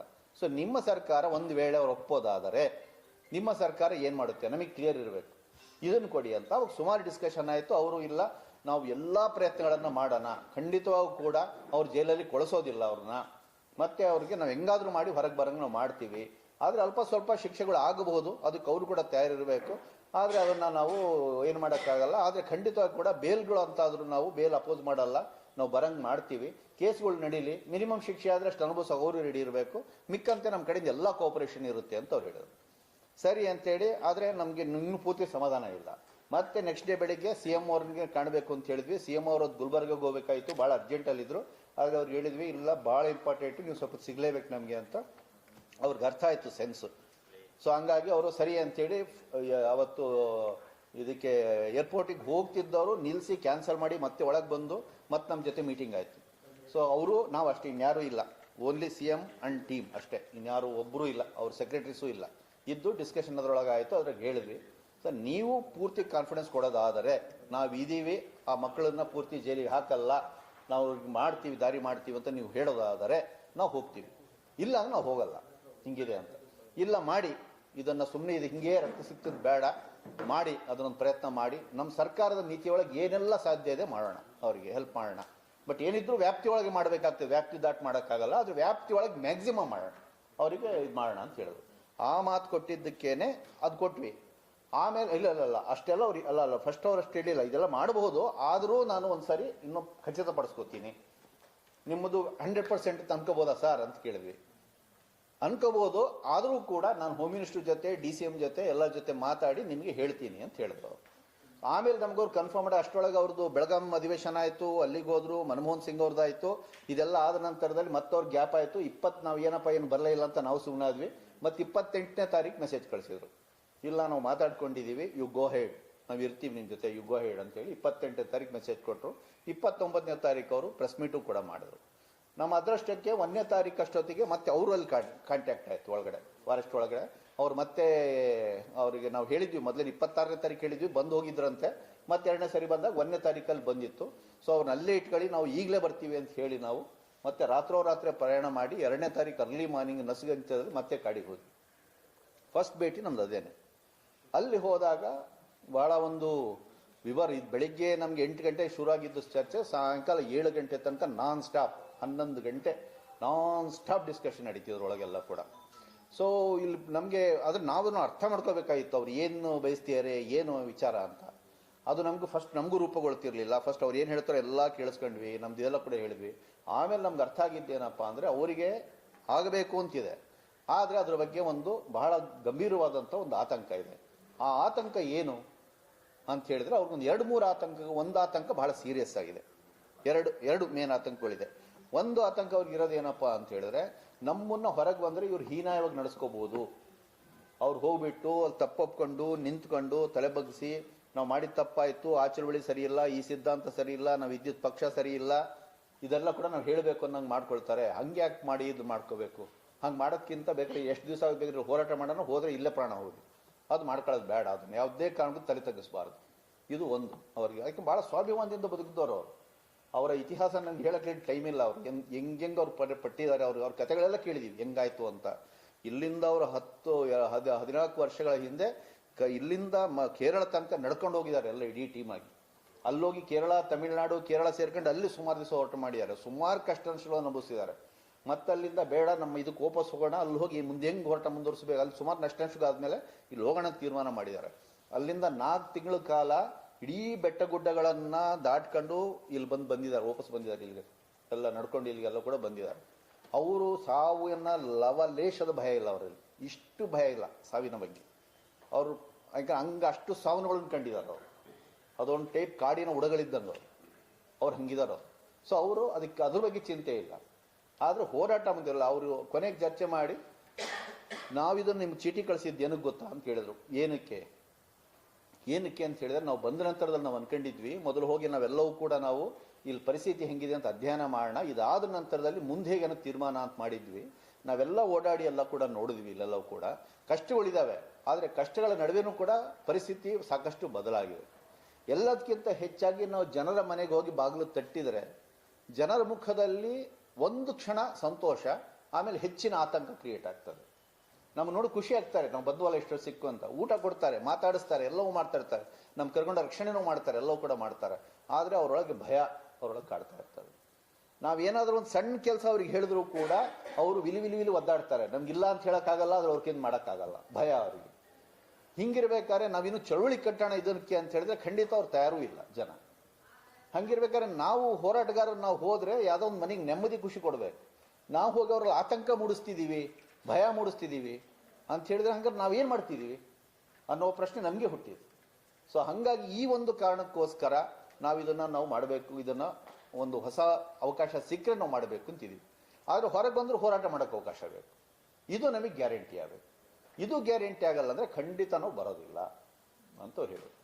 ಸರಿ ಆಯಿತು, ಇದು ಅಂತೇಳಿ ಅವರಿಗೆ ನಮ್ಮ ಪ್ರಕ್ರಿಯೆ ಗೊತ್ತೇ ಇರಲಿಲ್ಲ. ಆ್ಯಕ್ಚುಲಿ ನಾನು ಸಿರಿಮನೆ ನಾಗರಾಜ್ ಮುಖ್ಯವಾಹಿನಿಗೆ ಬಂದಾಗ ಇವರೆಲ್ಲ ಕೇರಳಕ್ಕೆ ಹೋಗಿದ್ದಾರೆ. ಅಲ್ಲಿ ಇವರಿಗೆ ಯಾವ ಮಾಹಿತಿನೂ ಸಿಕ್ಕಿಲ್ಲ, ಈ ಪ್ರೋಸೆಸ್ಸೇ ಗೊತ್ತಿಲ್ಲ ಅವರಿಗೆ. ಸೊ ಆಮೇಲೆ ಇಲ್ಲ ಹೆಂಗೆ ನಡೀತು ಅಂತೆಲ್ಲ ಹೇಳಿದ್ವಿ. ಹೆಂಗೆ ನಡೀತು, ನಮ್ಗೆ ಹೆಂಗೆ ಕರ್ನಾಟಕದ ಸಿವಿಲ್ ಸೊಸೈಟಿ ಏನು ಗೌರವದ ಜೊತೆ ಕರೆಸ್ಕೊಂಡ್ರು, ದೊರೆಸ್ವಾಮಿಯಾದಿಯಾಗಿ ಎಲ್ಲ ಎಡಪಕ್ಷಗಳು, ದಲಿತ ಸಂಘಟನೆ, ರೈತ ಸಂಘಟನೆ ನಮ್ಮನ್ನು ಹೆಂಗೆ ಬರಮಾಡ್ಕೊಂಡ್ರು, ಇದನ್ನೆಲ್ಲ ಹೇಳಿ ಆಮೇಲೆ ನಾವೇನು ಪಾತ್ರ ವಹಿಸ್ತಿದ್ದೀವಿ ಇದು ಹೇಳಿದ ಮೇಲೆ ಅವ್ರಿಗೊಂದು ವಿಶ್ವಾಸ ಬಂತು. ಒಂದು ಪೂರ್ತಿ ವಿಶ್ವಾಸ ಅಲ್ಲ, ಒಂದು ಕನಸು ಚಿಗುರ್ತು ಅಷ್ಟೇ ಹೇಳ್ಬೋದು, ಕನಸು ಚಿಗುರ್ತು. ಆದರೆ ಆತಂಕ ತುಂಬ ಇತ್ತು. ಆಮೇಲೆ ಸರಿ, ನಿಮ್ಗೆ ಏನೇನಿದೆಯೋ ಅದನ್ನೆಲ್ಲ ಬರೆದು ಕೊಡಿ ನೀವು. ನಾವೇನು ಆಶ್ವಾಸನೆ ಕೊಡಿ, ನಾವೇನು ಸರ್ಕಾರ ಅಲ್ಲ. ನೀವೇನು ಕೊಡ್ತೀರೋ ತೊಗೊಂಡೋಗಿ ಮತ್ತೆ ಅವ್ರ ಹತ್ರ ಮಾತಾಡ್ತೀವಿ. ಮ್ಯಾಕ್ಸಿಮಮ್ ಅವ್ರಿಗೂ ಕನ್ವಿನ್ಸ್ ಮಾಡೋಕ್ಕೆ ಟ್ರೈ ಮಾಡ್ತೀವಿ. ಅದನ್ನು ಮತ್ತೆ ನಿಮ್ಮ ಹತ್ರ ತಗೊಂಬರ್ತೀವಿ. ನಿಮಗೆ ಕನ್ವಿನ್ಸ್ ಆದರೆ ಮಾತ್ರನೇ ಒಪ್ಕೊಳ್ಳಿ, ಇಲ್ಲ ಅಂದರೆ ಬೇಡ, ಪರವಾಗಿಲ್ಲ, ನಿಮ್ಮ ತೀರ್ಮಾನ. ನಾವಂತೂ ನೀವಿಲ್ಲ, ನೀವು ಹೀಗೆ ಮಾಡಿ ನಾವು ಹೇಳೋದು. ನಮ್ಗೊಳಗೆ ಆತಂಕ ಇದೆ ಸ್ವಲ್ಪ, ಇದೇನಾಗುತ್ತೋ ಅಂತ, ಹಾಗಾಗಿ ನೀವು ಹೇಳಿ ಅಂತ. ಆವಾಗ ಅವರು 2 ಭಾಗಗಳನ್ನು ಬರೆದು ಕೊಟ್ಟರು. ಆಲ್ರೆಡಿ ಒಂದು ಭಾಗ ಬರೆದಿಟ್ಟಿದ್ರು ಅವರು, ಇನ್ನೊಂದು ಭಾಗ ಕೂತ್ಕೊಂಡು ಬರೆದ್ರು. ಸುಮಾರು 3 ಗಂಟೆ ಬರಿತಾ ಇದ್ರು ಎಲ್ಲರೂ ಕೂಡ ಕೂತ್ಕೊಂಡು, ವರ್ಕೌಟ್ ಮಾಡ್ಕೊಂಡು, ಡಿಸ್ಕಸ್ ಮಾಡ್ಕೊಂಡು. ಆದರೆ 2 ಭಾಗ ಮೀಡಿಯಾದಲ್ಲಿ ಚರ್ಚೆ ಆಗಿದ್ದು 2ನೇ ಭಾಗ. ಯಾವುದು ಜನರ ಹಕ್ಕೊತ್ತಾಯಗಳು 18 ಏನೆಲ್ಲ ಶೇರ್ ಆಯಿತು, ಅದು 2ನೇ ಭಾಗ. ಭಾಗ 1 ಇದೆ, ಭಾಗ 2 ಇದೆ. ಭಾಗ 1 ಸದ್ಯ ಯಾರೋ ನಮ್ಮ ಅದೃಷ್ಟ ಅವ್ರು ಯಾರೋ ಲೀಕ್ ಮಾಡಿಲ್ಲ, 2ನೇ ಲೀಕ್ ಮಾಡಿದ್ರು, 1ನೇ ಲೀಕ್ ಮಾಡಿರಲಿಲ್ಲ. ಆ 1ನೇದ್ರೊಳಗಿರುವಂಥದ್ದು ಕಂಡೀಷನ್ಸ್ ಎಲ್ಲವೂ ಕೂಡ ನಂಬರ್ 1 ಅವ್ರು ಹೇಳಿರೋಂಥದ್ದು, ಒಂದು ವೇಳೆ ನಾವು ಬರಕ್ಕೆ ತೀರ್ಮಾನ ಮಾಡ್ತೀವಿ ಅಂದ್ರೆ ಅದು ಘನತೆಯುತವಾಗಿ ನಡಿಬೇಕು. 2ನೇದಾಗಿ ನಮಗೆ ಹೋರಾಟದಲ್ಲಿ ಮುಂದುವರಿಲಿಕ್ಕೆ ಯಾವುದೇ ರೀತಿ ತಡೆ ಇರಬಾರ್ದು. 3ನೇದಾಗಿ ಈಗ ಆಲ್ರೆಡಿ ಯಾರು ಹೊರಗೆ ಬಂದಿದ್ದಾರೆ ಅವರಿಗೆ ಬೇಗನೆ ಸೆಟ್ಲ್ಮೆಂಟ್ ಆಗಬೇಕು. 4ನೇದು ಈಗ ಆಲ್ರೆಡಿ ಜೈಲಲ್ಲಿ ಬೇರೆ ಬೇರೆ ಕಾಮ್ರೇಡ್ಸ್ ಯಾರು ಕೊಳಿತಿದ್ದಾರೆ, ನಮಗೆ ಮಾತ್ರ ಅಲ್ಲ ಅವ್ರಿಗೂ ಕೂಡ ಇದು ಎಕ್ಸ್ಟೆಂಡ್ ಮಾಡಿ ಈ ಧೋರಣೆಯನ್ನ ಅವ್ರಿಗೂ ಕೂಡ ಅವರು ಹೊರಗೆ ಬರೋ ರೀತಿಯಲ್ಲಿ ಮಾಡಬೇಕು. 5ನೇದಾಗಿ ನಾವು ಯಾವ ಜನರ ಕನಸುಗಳಿಗೋಸ್ಕರ ಫೈಟ್ ಮಾಡಿದೀವೋ, ಅಂದ್ರೆ ಭಾಗ ಬಿ ಏನು ಹೇಳ್ತೀವೋ 18 ಡಿಮ್ಯಾಂಡ್ಗಳು, ಈ 18 ಡಿಮ್ಯಾಂಡ್ಗಳು ಒಂದೇ ದಿವಸದಲ್ಲಿ ಬಗೆಹರಿಬೇಕು ಅಂತ ನಾವು ಕೇಳ್ತಿಲ್ಲ. ಆದರೆ ಈ ವಿಚಾರಗಳಿದ್ದಾರೆ, ಅಟ್ಲೀಸ್ಟ್ ಇದರ ಬಗೆಹರಿಸೋದ್ರ ದಿಕ್ಕಿನಲ್ಲಿ ಸೀರಿಯಸ್ ಆದಂಥ ಪ್ರಕ್ರಿಯೆನ ಸರ್ಕಾರ ಶುರು ಮಾಡಬೇಕು. ಮಲೆನಾಡಿನ ಜನ ಸದಾ ಆತಂಕದಲ್ಲಿದ್ದಾರೆ. ನಾವು ಬಂದಿದ್ದೆ ಏನಕ್ಕೆ, ನ್ಯಾಷನಲ್ ಪಾರ್ಕ್ನ ತಂದುಬಿಟ್ಟು ಎತ್ತಂಗಡಿ ಮಾಡ್ತೀವಿ ಅಂದಿದ್ದಕ್ಕೋಸ್ಕರನೇ ನಕ್ಸಲ್ ಮೂವ್ಮೆಂಟ್ ಶುರುವಾಗಿದ್ದು, ಎತ್ತಂಗಡಿಯ ಭಯ ತಂದಿದ್ದಕ್ಕೆ ಆಗಿದ್ದು. ಮಲೆನಾಡಿಗರಿಗೆ ಎತ್ತಂಗಡಿಗ ಭಯ ಇವತ್ತು ಹೋಗಿಲ್ಲ. ಕಸ್ತೂರಿ ರಂಗನ್ ತರ್ತೀವಿ, ಒತ್ತುವರಿ ತೆರವು ಮಾಡ್ತೀವಿ, ಇವತ್ತು ಎತ್ತಂಗಡಿ ಭಯ. ಈ ಎತ್ತಂಗಡಿ ಭಯದಿಂದ ಅವ್ರನ್ನ ಮುಕ್ತಿ ಕೊಡಬೇಕು. ಅತ್ಯಂತ ಕಡುಬಡತನಲ್ಲಿರುವಂತಹ ಆದಿವಾಸಿ ದಲಿತರಿಗೆ ಮಿನಿಮಮ್ ನೆಲೆ ಸಿಗಬೇಕು. ಏನು ಇಲ್ಲದ್ರೆ ಅವ್ರಿಗೆ ಹಕ್ಕುಪತ್ರ ಅದು ಸಿಗಬೇಕು. ಅವ್ರು ಇರುವಂತಹ ಮನೆ ವಾಸಗಳಿಗೆ ಹಕ್ಕುಪತ್ರ ಸಿಗಬೇಕು. ಮಹಿಳೆಯರ ಮೇಲೆ ನಾನಾ ದೌರ್ಜನ್ಯಗಳು ನಡೀತದೆ, ಅದನ್ನು ಯಾರು ಕೇಳೋರೇ ಇಲ್ಲ ಇಲ್ಲಿ. ಆ ಮಹಿಳೆಯರ ಸುರಕ್ಷತೆ ಬಗ್ಗೆ ಕೆಲವು ಕ್ರಮಗಳಾಗಬೇಕು. ಈ ರೀತಿಯ 18 ಡಿಮ್ಯಾಂಡ್ಗಳನ್ನು ಅವ್ರು ಮುಂದಿರುತ್ತೆ. ನಾವು ಇದನ್ನ ಎಲ್ಲ ಬಗೆಹರಿಸಿಬಿಡಿ ಅಂತ ನಾವು ಕೇಳ್ತಾ ಇಲ್ಲ, ಬಟ್ ಈ ದಿಕ್ಕಿನಲ್ಲಿ ನಾವು ಸೀರಿಯಸ್ ಆಗಿ ಮಾಡ್ತೀವಿ. ಇಲ್ಲಾಂದ್ರೆ ಅದು ಮಾಡೋದಿಲ್ಲ ಅಂದ್ರೆ ಏನು ಈ ಜೀವನಕ್ಕೆ ಏನು ಉಪಯೋಗ? ನಾವು ಬಂದು ಕೂಡ ಅಟ್ಲೀಸ್ಟ್ ನಾವು ಬಂದಿದ್ದರಿಂದ ಅದಾದ್ರೂ ಶುರು ಆಗಬೇಕು. ಆಯ್ತು, ನಾವು ಇದನ್ನೆಲ್ಲ ಕೂಡ ಸರ್ಕಾರದ ಮುಂದೆ ಇರ್ತೀವೆಲ್ಲ. ನಮ್ಮ ಡಿಮ್ಯಾಂಡ್ ನೀವೇನು ಹೇಳ್ತಿರೋದಲ್ಲ, ನಾವು ಕರ್ನಾಟಕದ ಎಲ್ಲ ಹೋರಾಟಗಾರರು ಹೇಳ್ತಿರೋ ಡಿಮ್ಯಾಂಡ್ಸ್, ನಿಮ್ಮ ಡಿಮ್ಯಾಂಡ್ಸ್ ಒಂದೇನೆ. ಇದನ್ನ ನಾವು ಖಂಡಿತವಾಗಿ ಕೂಡ ಇದನ್ನ ಇಡ್ತೀವಿ ಅನ್ನೋದನ್ನು ನಾವು ಹೇಳಿದ್ವಿ. ಅದನ್ನು ಸೊ ಅದ್ರ ಪರವಾಗಿ ನಾವು ಅಲ್ಲಿಂದ 2ನೇ ತಾರೀಕು ಹೊರಟು ನಾವು ಅಲ್ಲ 3ನೇ ತಾರೀಕು ಹೊರಟು, ಏನಂದ್ರೆ 3ಕ್ಕೆ ಹೋಗಿದ್ವಿ. 3 ಬೆಳಗ್ಗೆ ಹೋಗಿದ್ವಿ ಆ್ಯಕ್ಚುಲಿ. 2ನೇ ತಾರೀಕು ರಾತ್ರಿ ಹೊರಟು 3ನೇ ತಾರೀಕು ರಾತ್ರಿ ಹೊರಟು 4ನೇ ತಾರೀಕು ಬೆಳಗ್ಗೆ ಬಂದ್ವಿ. 4ನೇ ತಾರೀಕು ಬಂದು ಮತ್ತೆ ಈಗ ಪೂರ್ತಿ ಟೀಮ್ ಜೊತೆ ಕೂತ್ವಿ. ಇದೇನು ನಕ್ಸಲ್ ಶರಣಾಗತಿ ಮತ್ತು ಪುನರ್ವಸತಿ ಕಮಿಟಿ ಏನಿದೆ ಅದರಲ್ಲಿ ಸಿವಿಲ್ ಸೊಸೈಟಿನೂ ಇದೆ, ಅಧಿಕಾರಿಗಳು ಇದೆ. ಅವ್ರ ಜೊತೆ ಒಂದು ಮೀಟಿಂಗ್ನ ನಾವು 4ನೇ ತಾರೀಕು ಕೂಡ್ತೀವಿ. ಅದರ ಅಧಿಕಾರಿಗಳ ಜೊತೆ ಮುಖ್ಯವಾಗಿ ಮಾತುಕತೆ, ಚರ್ಚೆ ಇವೆಲ್ಲ ಕೂಡ ನಡೀತದೆ. ಅವರೆಲ್ಲ ಪಾಯಿಂಟ್ ಆಗಿ ಕೊಟ್ಟಿರೋದ್ರಿಂದ ಪಾಯಿಂಟ್ ಡಿಸ್ಕಷನ್ ನಡೀತದೆ. ಬಹಳ ಸಂತೋಷದ ವಿಚಾರ ಏನಪ್ಪ ಅಂದ್ರೆ ಅವರ ಮಿತಿಯಲ್ಲಿ, ಅಧಿಕಾರಿಗಳ ಮಿತಿಯಲ್ಲಿ, ಯಾಕಂದ್ರೆ ಎಲ್ಲ ಅಧಿಕಾರಿಗಳ ವ್ಯಾಪ್ತಿಯಲ್ಲಿ ಇರಲ್ಲ, ಅಧಿಕಾರಿಗಳ ಮಿತಿಯಲ್ಲಿರೋದನ್ನ ಅವ್ರು ಮ್ಯಾಕ್ಸಿಮಮ್ ಮಾಡೋಣ ಅಂತ ಒಪ್ಕೋತಾರೆ. ಇದನ್ನ ಮಾಡೋಣ, ಹೀಗೆ ಮಾಡೋಣ ಅಂತ ಹೇಳ್ತಾರೆ. ಕೆಲವು ಪೊಲಿಟಿಕಲ್ ಪ್ರಶ್ನೆಗಳು ಇರ್ತವೆ, ಅಂದ್ರೆ ಇವ್ರ ತೀರ್ಮಾನ ತೊಗೊಳಕ್ಕಾಗಲ್ಲ, CM ಎಲ್ಲ ತಗೋಬೇಕು. ಸೊ ಅದ್ರ ಬಗ್ಗೆನೂ ಚರ್ಚೆ ಮಾಡಬೇಕು ಅಂತ ಇರ್ತದೆ. ಅವಾಗ ಟೈಮು ಬಹಳ ಇದಾಗ್ತಿರ್ತದೆ. ಬಟ್ ಅಧಿಕಾರಿಗಳು ಇದನ್ನ ನಮ್ಮೇಲೂ ಕೂಡ ಒತ್ತಡ ಹಾಕೋದು ಏನಪ್ಪ ಅಂದ್ರೆ, ಇದು ಜಾಸ್ತಿ ಡಿಲೇ ಮಾಡಬೇಡಿ, ಆದಷ್ಟು ಬೇಗ ಈ ಪ್ರೋಸೆಸ್ನ ಸ್ಪೀಡಪ್ ಮಾಡಿ, ಬೇಸಿಕ್ ಇದನ್ನು ಒಪ್ಪಿಗೆ ಇದ್ರೆ ಇದು ಮುಂದುವರಿಯೋಣ, ಮಿಕ್ಕಿದ ವಿಚಾರ ನಾವು ನಿಮ್ಮ ಜೊತೆ ನಿಲ್ತೀವಿ, ಸರ್ಕಾರನ ಒಪ್ಸೋಣ, ಮಾಡೋಣ, ಪ್ರೋಸೆಸ್ ಹೋಗೋಣ ಅಂತ ಬಹಳ ಇದಾಗುತ್ತೆ. ಆದರೂ ಕೂಡ ನೀವು CM ಹತ್ರನೂ ಮಾತಾಡಿ ಕೆಲವು ವಿಚಾರಗಳು ನಮಗೆ ಕನ್ಫರ್ಮ್ ಮಾಡಬೇಕು ಅಂತ ಹೇಳ್ತೀವಿ. ಆ ಎಲ್ಲ ಪ್ರೋಸೆಸ್ ಆಗಿ 6ನೇ ಸಂಜೆ ಅಷ್ಟೊತ್ತಿಗೆ ನಮಗೆ ಹೆಚ್ಚು ಕಡಿಮೆ ಒಂದು ಕ್ಲಾರಿಟಿ ಬರ್ತದೆ. ಸೊ ನಾವು ಇಟ್ಟಂತ ಹೆಚ್ಚು ಕಡಿಮೆ 90%, ಇನ್ನೊಂದು 10% ವೇಗಿದಾವೆ. ಯಾಕಂದ್ರೆ ಇದ್ರಲ್ಲಿ ಇನ್ನೊಂದು ಮೇನ್ ಸವಾಲು ಇದ್ದಿದ್ದು ಏನಪ್ಪಾ ಅಂದ್ರೆ, ಕರ್ನಾಟಕದ ನಾವು ಏನೇ ಮಾಡ್ಬೋದು, ಇವರೆಲ್ಲರ ಮೇಲೆ ಅಷ್ಟೇ ಪ್ರಮಾಣದ ಕೇಸ್ಗಳು ಕೇರಳದಲ್ಲಿದ್ದಾವೆ. ಯಾಕಂದ್ರೆ ಅಲ್ಲಿದ್ದಂಥವ್ರು ಕೇರಳ ಸರ್ಕಾರ ಕೋಪರೇಟ್ ಮಾಡಿಲ್ಲ ಅಂದ್ರೆ ಎಂತ ಮಾಡೋದು? ಇಲ್ಲೇನೋ ಮಾಡುತ್ತೆ, ಒಪ್ಕೊಂಡ್ಬಿಡ್ತು ಕರ್ನಾಟಕ ಸರ್ಕಾರ. ಕೇರಳ ಸರ್ಕಾರ ಹಳೆ ನೀತಿನ ಇಟ್ಕೊಂಡು ಅವ್ರು ಭಾಳ ಬಿಗಿನಿ ನೀತಿ ತೊಗೊಂಡ್ಬಿಟ್ರೆ ಮುಗೀತು, ಮತ್ತೆ ಏನು ಮಾಡಿದ್ರು ಕೂಡ ಏನು ಉಪಯೋಗ ಇಲ್ಲ ಅಲ್ಟಿಮೇಟ್ಲಿ. ಹಂಗಾಗಿ ಕೇರಳ ಸರ್ಕಾರನೂ ನೀವು ಗ್ರೀನ್ ಸಿಗ್ನಲ್ ತಗೋಬೇಕು ಅಂತ ನಾವು ಕೇಳಿದ್ವಿ. ಇವರು ಅಲ್ಲಿನ ಇಂಟೆಲಿಜೆನ್ಸ್ ಚೀಫ್ ಜೊತೆ ಮಾತಾಡಿದ್ರು, ಅವರಿಬ್ಬರು ಮಾತಾಡ್ಕೊಂಡ್ರು, ಇಬ್ಬರು ಕೂಡ ಮಾತಾಡ್ಕೊಂಡು ಅವರು ಓವರಾಲ್ ಆಗಿ ಹೇಳಿದ್ರು, ಎಸ್ ನಾವು ಖಂಡಿತ ನಿಮ್ಮ ಪಾಲಿಸಿ ಇರ್ತೀವಿ, ನಾವು ನಿಮ್ಮ ಜೊತೆ ಕೋಪರೇಟ್ ಮಾಡ್ತೀವಿ ಅಂತ ಹೇಳಿದ್ರು. ಬಟ್ ನಾವು ಅದನ್ನ ಇನ್ನೂ ಸ್ವಲ್ಪ ರಿಟರ್ನ್ ಆಗಬೇಕು, ಅಲ್ಲಿನ CM ಹೇಳಬೇಕು ಅಂತ ಕೇಳಿದ್ವಿ. ಬಟ್ ಅವರು ಇದನ್ನೆಲ್ಲ ಮಾಡ್ತಾ ಹೋದ್ರೆ ಮತ್ತೆ ಅಗೈನ್ ಪ್ರೋಸೆಸ್ಸು, ಅವ್ರು CM ನ ಭೇಟಿ ಮಾಡಿ ಅವ್ರನ್ನ ಒಪ್ಪಿಸಿ ಅವ್ರ ಹೇಳಿಕೆ ಕೊಟ್ಟು ಅಗೈನ್ ಪ್ರೋಸೆಸ್ ಆಗುತ್ತೆ. ದಯವಿಟ್ಟು ಬೇಡ, ಅದನ್ನ ನಾವು ಮಾಡೋಣ, ಎಲ್ಲರೂ ಸೇರಿ ಕನ್ವಿನ್ಸ್ ಮಾಡೋಣ, ನೀವು ದಯವಿಟ್ಟು ಇದು ಮಾಡಿ ಅಂತ ಕೇಳಿದ್ರು. ಸರಿ ಅಂತ ಅವ್ರ ಮೇಲೆ ಅಷ್ಟು ವಿಶ್ವಾಸ ಇಟ್ಟು, ನಮಗೆ ಭಯ ಇತ್ತು ಒಳಗಡೆ. ಆದರೂ ಕೂಡ ಈಗ ಇನ್ನೇನು ಮಾಡೋಕ್ಕಂದ್ರೆ 6ನೇ ತಾರೀಕು ಕೊಟ್ಟು ಮತ್ತೆ 7ನೇ ತಾರೀಕು ಬೆಳಿಗ್ಗೆ ಹೋದ್ವಿ ಮತ್ತೆ. ಸೊ 7ನೇ ತಾರೀಕು ಹೋಗಿ ಅದನ್ನೆಲ್ಲ ಕೂಡ ಅವ್ರಿಗೆ ಪಾಯಿಂಟ್ ಟು ಪಾಯಿಂಟ್ ಅವ್ರು ಏನು ಹೇಳಿದ್ರು ಎಲ್ಲ ಲೀಸ್ಟು ತೊಗೊಂಡೋಗಿದ್ವಿ. ಅವ್ರ ಮೇಲೆ ಎಷ್ಟು ಕೇಸಸ್ ಇದಾವೆ ಅನ್ನೋದು ತೊಗೊಂಡೋಗಿದ್ವಿ. ಏನು ಮಾತುಕತೆ ಆಯಿತು, ಒಂದೊಂದು ಪಾಯಿಂಟಿಗೆ ಏನೇನು ಉತ್ತರ ಕೊಟ್ಟಿದ್ದಾರೆ ಅನ್ನೋದು ಕೂಡ ನಾವು ಮುಂದಿಟ್ವಿ. ಅವ್ರ ಕೇಸ್ಗಳ ಬಗ್ಗೆ ಏನು ತಲೆ ಕೆಡಿಸ್ಕೊಳ್ಳಿಲ್ಲ. ಕೇಸ್ಗಳು ನೋಡಿದ್ರೆ ಅದು ಒಬ್ಬೊಬ್ಬರಿಗೆ 85, 76, 57 ಕೇಸ್ಗಳು ಒಬ್ಬೊಬ್ಬರ ಮೇಲೆ ಇರೋಂಥವು. ಎಲ್ಲವೂ serious cases, arms case, criminal UAPA case, murder case, ಇಂಥವಿದಾವೆಲ್ಲವೂ ಕೂಡ. ಲತಾ ಅವ್ರ ಮೇಲೇ 84 ಕೇಸ್ ಇದ್ದಾವೆ, ವನಜಾಕ್ಷಿ ಮೇಲೆ 72 ಕೇಸ್ಗಳಿದ್ದಾವೆ, ಜಯಣ್ಣನ ಮೇಲೆ 57 ಕೇಸ್ ಇದ್ದಾವೆ, ತುಂಬ ಇದಾವೆ ಕೇಸ್ಗಳು, ಅವೆಲ್ಲ ಬೇಕಾದ್ರೆ ಆಮೇಲೆ ಪಟ್ಟಿ ಬೇಕಾದ್ರೆ ನಿಮ್ಗೆ ಡೀಟೇಲ್ ಕಳಿಸ್ತೀನಿ, ನಾನು ಡೀಟೇಲ್ಸ್ ಎಲ್ಲ ಇದೆ, ನಾನು ನೆನಪಿದ್ದಷ್ಟು ಅಷ್ಟೇ ಹೇಳ್ತಿದ್ದೀನಿ. ಎಲ್ಲವೂ ಹೈ ಲೆವೆಲ್ ಕೇಸಸ್. ಎಲ್ಲೂ ಒಂದೇನು ಅದು ಒಬ್ಬ ಮನುಷ್ಯನಿಗೆ ಒಂದು ಕೇಸ್ ಅಂತದ್ದು ಬಿದ್ದುಬಿಟ್ರೆ ನನ್ನ ಲೈಫೆಲ್ಲ ಹಾಳಾಗೋಗ್ಬಿಡ್ತು ಅಂತ ಕೂತ್ಕೊಂಡ್ಬಿಡ್ತೀವಿ ಯಾರಾದರೂ ಹೊರಗಡೆ ಯಾರಾದರೂ. ಸೊ ಅಷ್ಟೆಲ್ಲ ಕೇಸಸ್ ಇದ್ದಾವೆ, ಹೌದಾಯ್ತು. ಬಟ್ ಅದೆಲ್ಲ ಇದ್ರೂ ಕೂಡ ಅದನ್ನೆಲ್ಲ ಕೂಡ ಯಾಕಂದ್ರೆ ಅವ್ರ ಮುಂದೆ ಮುಚ್ಚಿಟ್ಟು ನಾವೇನು ಮಾಡೋಂಗಿಲ್ಲ. ಎಲ್ಲ ತೊಗೊಂಡು ನೋಡಿ ಇಂಥ ಕೇಸಸ್ ಇಷ್ಟು ಇದ್ದಾವೆ, ಇಷ್ಟೆಷ್ಟು ಸೀರಿಯಸ್ ಚಾರ್ಜಸ್ಸು ಎಲ್ಲವೂ ಫಸ್ಟ್ ಅದನ್ನ ಹೇಳಿದೀವಿ ನಾವು.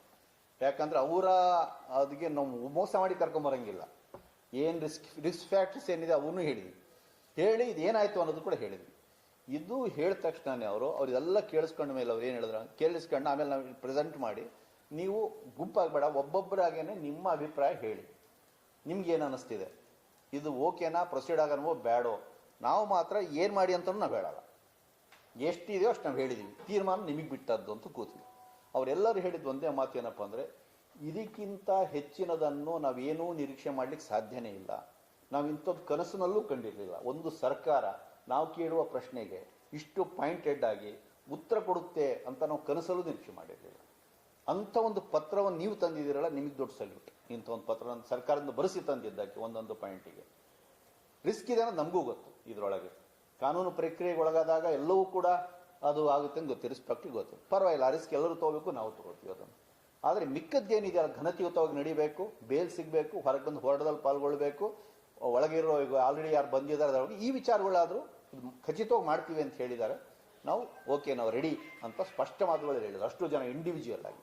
ಅದು ಹೇಳಿದ್ಮೇಲೆ ನಾವು ಅವತ್ತು 12 ಗಂಟೆಗೆ ಬಂದು ಮೆಸೇಜ್ ಕೊಡ್ತೀವಿ ಅವರಿಗೆ, ಗ್ರೀನ್ ಸಿಗ್ನಲ್ ಸಿಕ್ಕಿದೆ, ಯು ಕ್ಯಾನ್ ಪ್ರೊಸೀಡ್ ಅಂತ ಅವ್ರು ಹೊರಗಡೆ ಅನೌನ್ಸ್ ಮಾಡ್ತಾರೆ, ನಾಳೆ ಬೆಳಿಗ್ಗೆ ಇದು ಶುರು ಆಗ್ತಿದೆ ಅಂತೇಳಿ. ಮತ್ತು ನಾವು ರಾತ್ರಿ ಹೊರಗೆ ಬಂದು ಅಧಿಕಾರಿಗಳ ಜೊತೆ ಮಾತಾಡ್ತೀವಿ. ಬೆಳಿಗ್ಗೆ ಹೊರಟು ಚಿಕ್ಕಮಗಳೂರಿಗೇ ಪ್ಲ್ಯಾನ್ ಆಗಿದ್ದಿದ್ದು, ಯಾರಿಗೂ ಗೊಂದಲ ಬೇಡ, ಅನುಮಾನ ಬೇಡ, ಏನು ಸುಳ್ಳು ನಾಟಕ ಏನೂ ಇಲ್ಲ. ಬೆಳಗ್ಗೆ ಚಿಕ್ಕಮಗಳೂರಿಗೆ ಹೋಗಬೇಕು ಅಂತಲೇ ಆಗಿತ್ತು. ಬೆಳಗ್ಗೆ ನಾವು ಅರ್ಲಿ ಮಾರ್ನಿಂಗ್ ಹೋಗಿ 5 ಗಂಟೆಗೆ ನಾವು ಹೊರಟು 6 ಗಂಟೆಗೆ ತಲುಪಿದ್ವಿ, ಒಳಗಡೆ ಕಾಡೊಳಗಿದ್ವಿ ನಾವು. ಮತ್ತು ಅವನ್ನೆಲ್ಲ ಕೂಡ ಬಾರ್ಡರಿಗೆ ಕರ್ಸ್ಕೊಂಡಿದ್ವಿ. ಸೊ ಅಲ್ಲಿಂದ ನಾವು ಹೊರಗೆ ಹೊರಟು ಬಂದು ನಾವು 9 ಗಂಟೆ ಅಷ್ಟೊತ್ತಿಗೆ ಅಧಿಕಾರಿಗಳನ್ನೆಲ್ಲ ಕೂಡ ಭೇಟಿ ಮಾಡಿ ಅಲ್ಲಿಂದ ಹೊರಟ್ವಿ. ಬಾಳೆಹೊನ್ನೂರಿಗೆ ಬಂದಾಗ ಇವ್ರು ಹೇಳಿದ್ರು ಇಲ್ಲ ಬೆಂಗಳೂರಿಗೆ ಹೋಗಬೇಕು ಅಂತೇಳಿ. ಸೊ ಅವಾಗ ನಮಗೂ ಟೆನ್ಷನ್ ಆಯಿತು, ನಮಗೂ ಇದಾಯಿತು. ನಾವು ಇಲ್ಲ ಬೆಂಗಳೂರಿಗೆ ಹೋಗ್ಬೇಕು ಫಸ್ಟ್ ಹೊರಟ್ರು. ನಾವು ಹಂಗೆ ಆಗೋದಿಲ್ಲ, ಏನಿದು ಫಸ್ಟ್ ಏನಕ್ಕೆ ಮಾಡ್ತೀವಿ, ನಿಲ್ಲಿಸಿ ಕಾರವಾನ ನಿಲ್ಲಿಸಿ ಅಂತ ಹೇಳಿದ್ವಿ. ಆಮೇಲೆ ಆ ಕಾರವಾನಲ್ಲಿ ನಿಲ್ಲಿಸಿ ಮತ್ತು ಅಧಿಕಾರಿಗಳು ಕಳಿಸಿ ರಸ್ತೆಯಲ್ಲಿ ನಿಂತ್ಕೊಂಡು ಮೀಟಿಂಗ್ ಆಯಿತು. ಆವಾಗ ಅವರು ಇಲ್ಲ, ಇದು ಒಂದು ಚಿಕ್ಕಮಗಳೂರಿನಲ್ಲಿ ಕೆಲವು ಬೇರೆ ಇದನ್ನು ಕಿರಿಕಿರಿ ಮಾಡೋವಂಥವ್ರು, ಅವರು ಬಂದುಬಿಟ್ಟು ಕೆಲವು ಇದನ್ನು ಮಾಡಬಹುದು ಅನ್ನುವಂಥ ಕೆಲವು ಸಮಸ್ಯೆಗಳಿದ್ದಾವೆ. ಅದಕ್ಕಿಂತ ಹೆಚ್ಚಾಗಿ ಇದನ್ನು CM ಅವರು ಇಲ್ಲ, ಅವ್ರನ್ನೆಲ್ಲ ಇಲ್ಲೇ ಕರ್ಕೊಂಬನ್ನಿ ಅಂತ ಹೇಳಿದ್ದಾರೆ. ನಾನು ಅದನ್ನು ಅವ್ರ ಜೊತೆ ಇರ್ಲಿಕ್ಕೆ ಬಯಸ್ತೀನಿ, ಕರ್ಕೊಂಬನ್ನಿ. ಇದೊಂದು ದೊಡ್ಡ ಫೆನಮೆನ, ಯಾಕಂದರೆ ಪೂರ್ತಿ ನಕ್ಸಲ್ ಚಳವಳಿನ ಇದ್ರ ಮೂಲಕ ಒಂದು ಬೇರೆ ರೂಪವನ್ನು ಪಡಿತಾ ಇದೆ, ಅದು ಹಳೆ ರೀತಿಯಲ್ಲಿ ಸಮಾರೋಪಗೊಳ್ತಾ ಇದೆ. ಹಾಗಾಗಿ ಇಲ್ಲೇ ಯಾರೋ ಒಬ್ಬಿಬ್ಬರು ಬರ್ತಿರೋದಲ್ಲ, ಇದ್ರ ಮೂಲಕ ಕರ್ನಾಟಕ, ಕೇರಳ, ತಮಿಳುನಾಡು ಇಷ್ಟು ದಿವಸ ನಡೆದಂಥದ್ದು ಸಮಾರೋಪಗೊಳ್ತಾ ಇದೆ. ಹಾಗಾಗಿ ನಾನು ಇರ್ತೀನಿ ಅಂತ ಹೇಳ್ತಿದ್ದಾರೆ ಅಂತ ಹೇಳಿದ್ರು. ಸೊ ನಾವು ಚಿಕ್ಕಮಗಳೂರಿನಲ್ಲಿ ಫೋನ್ ಮಾಡಿ ಹೇಳಿದ್ವಿ, ಅವ್ರಿಗೂ ಟೆನ್ಷನ್ ಆಯಿತು, ಇಷ್ಟು ಜನ ಮೀಡಿಯಾ ಇದೆ, ಇಲ್ಲಿದೆ, ಏನು ಮಾಡಬೇಕು ಅಂತ. ಇಲ್ಲ, ಏನು ಮಾಡೋಕ್ಕಲ್ಲ, ದೊಡ್ಡ ಪ್ರಕ್ರಿಯೆ ನೋಡಬೇಕು ಅಂತ, ನಿಮ್ಗೆ ಎಷ್ಟೇ ಜನ ಬರಲಿ ವೆಹಿಕಲ್ಸ್ ವ್ಯವಸ್ಥೆ ಮಾಡ್ತೀವಿ ಅಂತ ಅವರು ಹೇಳಿದ್ರು.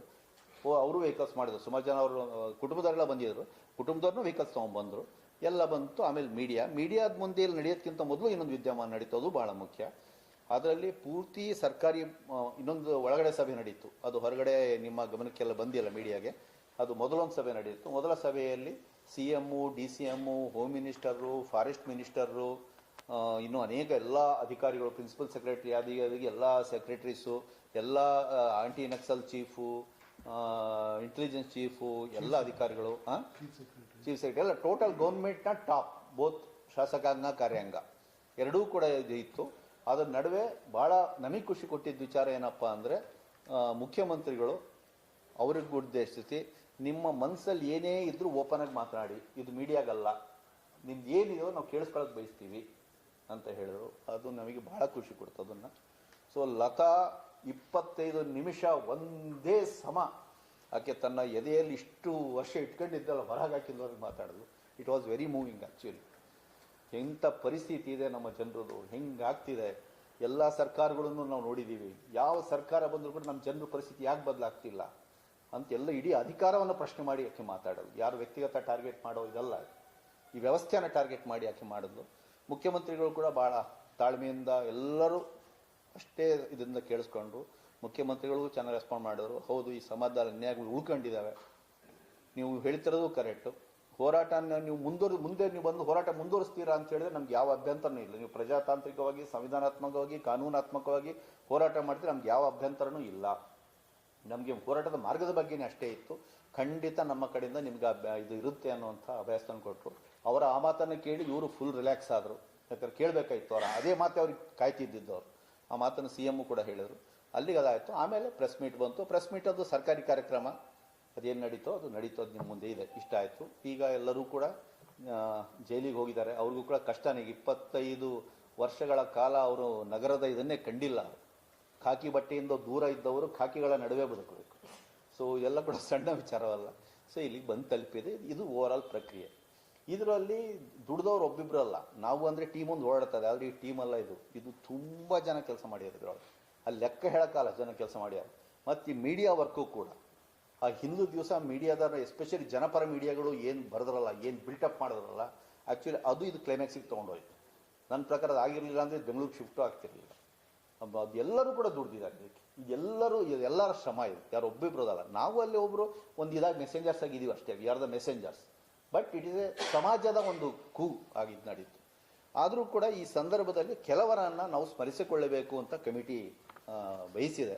ಇದರಲ್ಲಿ ಪಾತ್ರ ನಡೆದು ಒಂದು ವಿಶೇಷ ಅಭಿನಂದನೆ ಅಂತೇಳಿ ತರಿಸಬೇಕು. ಯಾಕಂದರೆ ಇದರಲ್ಲಿ ಸುಮಾರು ಜನ ಅವರ ಕೊಡುಗೆಗಳು ಕಾಣದೇ ಹೋಗಬಾರ್ದು ಅನ್ನೋ ಕಾರಣಕ್ಕೋಸ್ಕರ, ಸುಮ್ಮನೆ ಜನರಲ್ ಆಗಿ ಎಲ್ಲ ಅಂತ ಹೇಳ್ಬಿಟ್ಟು ಬಿಡಬಾರ್ದು ಅನ್ನೋಕ್ಕೋಸ್ಕರ ಇದರಲ್ಲಿ ಇಂಥ ಒಂದು ಪವಾಡ ಕ್ರಿಯೆ ಆಗಲಿಕ್ಕೆ ನಂಬರ್ 1 ಶ್ರೇಯಸ್ಸು ಸಲ್ಲುವಂಥದ್ದು 6 ಜನ ಆ ನಕ್ಸಲಿಯರಿಗೆ, ಆ 4 ಜನ ನಕ್ಸಲ್ ಮಹಿಳೆಯರು ಮತ್ತು ಇನ್ನು 2 ಪುರುಷರು ಏನಿದ್ದಾರೆ ಅವರು 6 ಜನಕ್ಕೆ ಅಂತ ನಮ್ಗೆ ಅನ್ನಿಸ್ತದೆ. ಅವರೆಲ್ಲ ಜಮ್ ಆಫ್ ದಿ ಪರ್ಸನ್ಸ್ ಅವರೆಲ್ಲ ಕೂಡ ನಾವು ಕಂಡಂಗೆ ಭಾರಿ ಒಳ್ಳೆಯದು. ನಾನು ಕೂಡ ಅವ್ರಿಗೆ 18 ವರ್ಷ ಆದಮೇಲೆ ನೋಡ್ತಿದ್ದೆ ಅದನ್ನು. ಈಗೆಲ್ಲ ಏನು ಬದಲಾವಣೆ ಆಗಿದೆ, ಏನು ಪರಿಸ್ಥಿತಿ ಅಂತ ಇತ್ತು, ಅವ್ರು ಇನ್ನೂ ಹರಳುಗಟ್ಟಿದ್ದಾರೆ. ಅವರು ಇನ್ನೂ ಭಾರಿ ಪರಿಪಕ್ವರಾಗಿದ್ದಾರೆ. ಅವರು ಭಾರಿ ಇರುವಂಥವ್ರು. ಅವರು ಮನಸ್ಸು ಮಾಡಿರಲಿಲ್ಲ ಅಂದರೆ ಇದು ನಾವು ಯಾರೇ ತಲೆ ಕೆಳಗಿಟ್ಟು ಕಾಲ ಮೇಲೆ ಮಾಡಿದ್ರು ಏನೂ ಆಗ್ತಿರಲಿಲ್ಲ.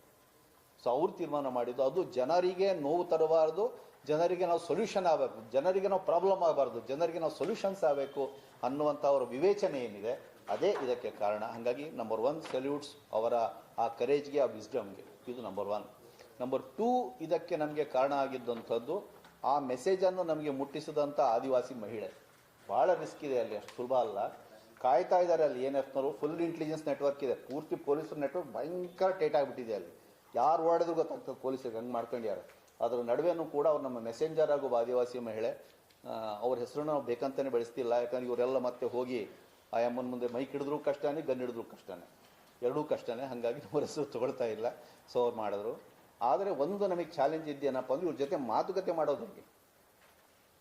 ನಮ್ಮಲ್ಲಿ ನಗರ ರಮೇಶ್ ಅವರು ಇದ್ದಾರೆ, ವೆಂಕಟೇಶ್ ಅಂತವ್ರು ಇದ್ದಾರೆ, ನಮ್ಮಲ್ಲಿ BST ಇದ್ದಾರು, ಎಲ್ಲ ಹಿರಿಯರಿದ್ದಾರೆ.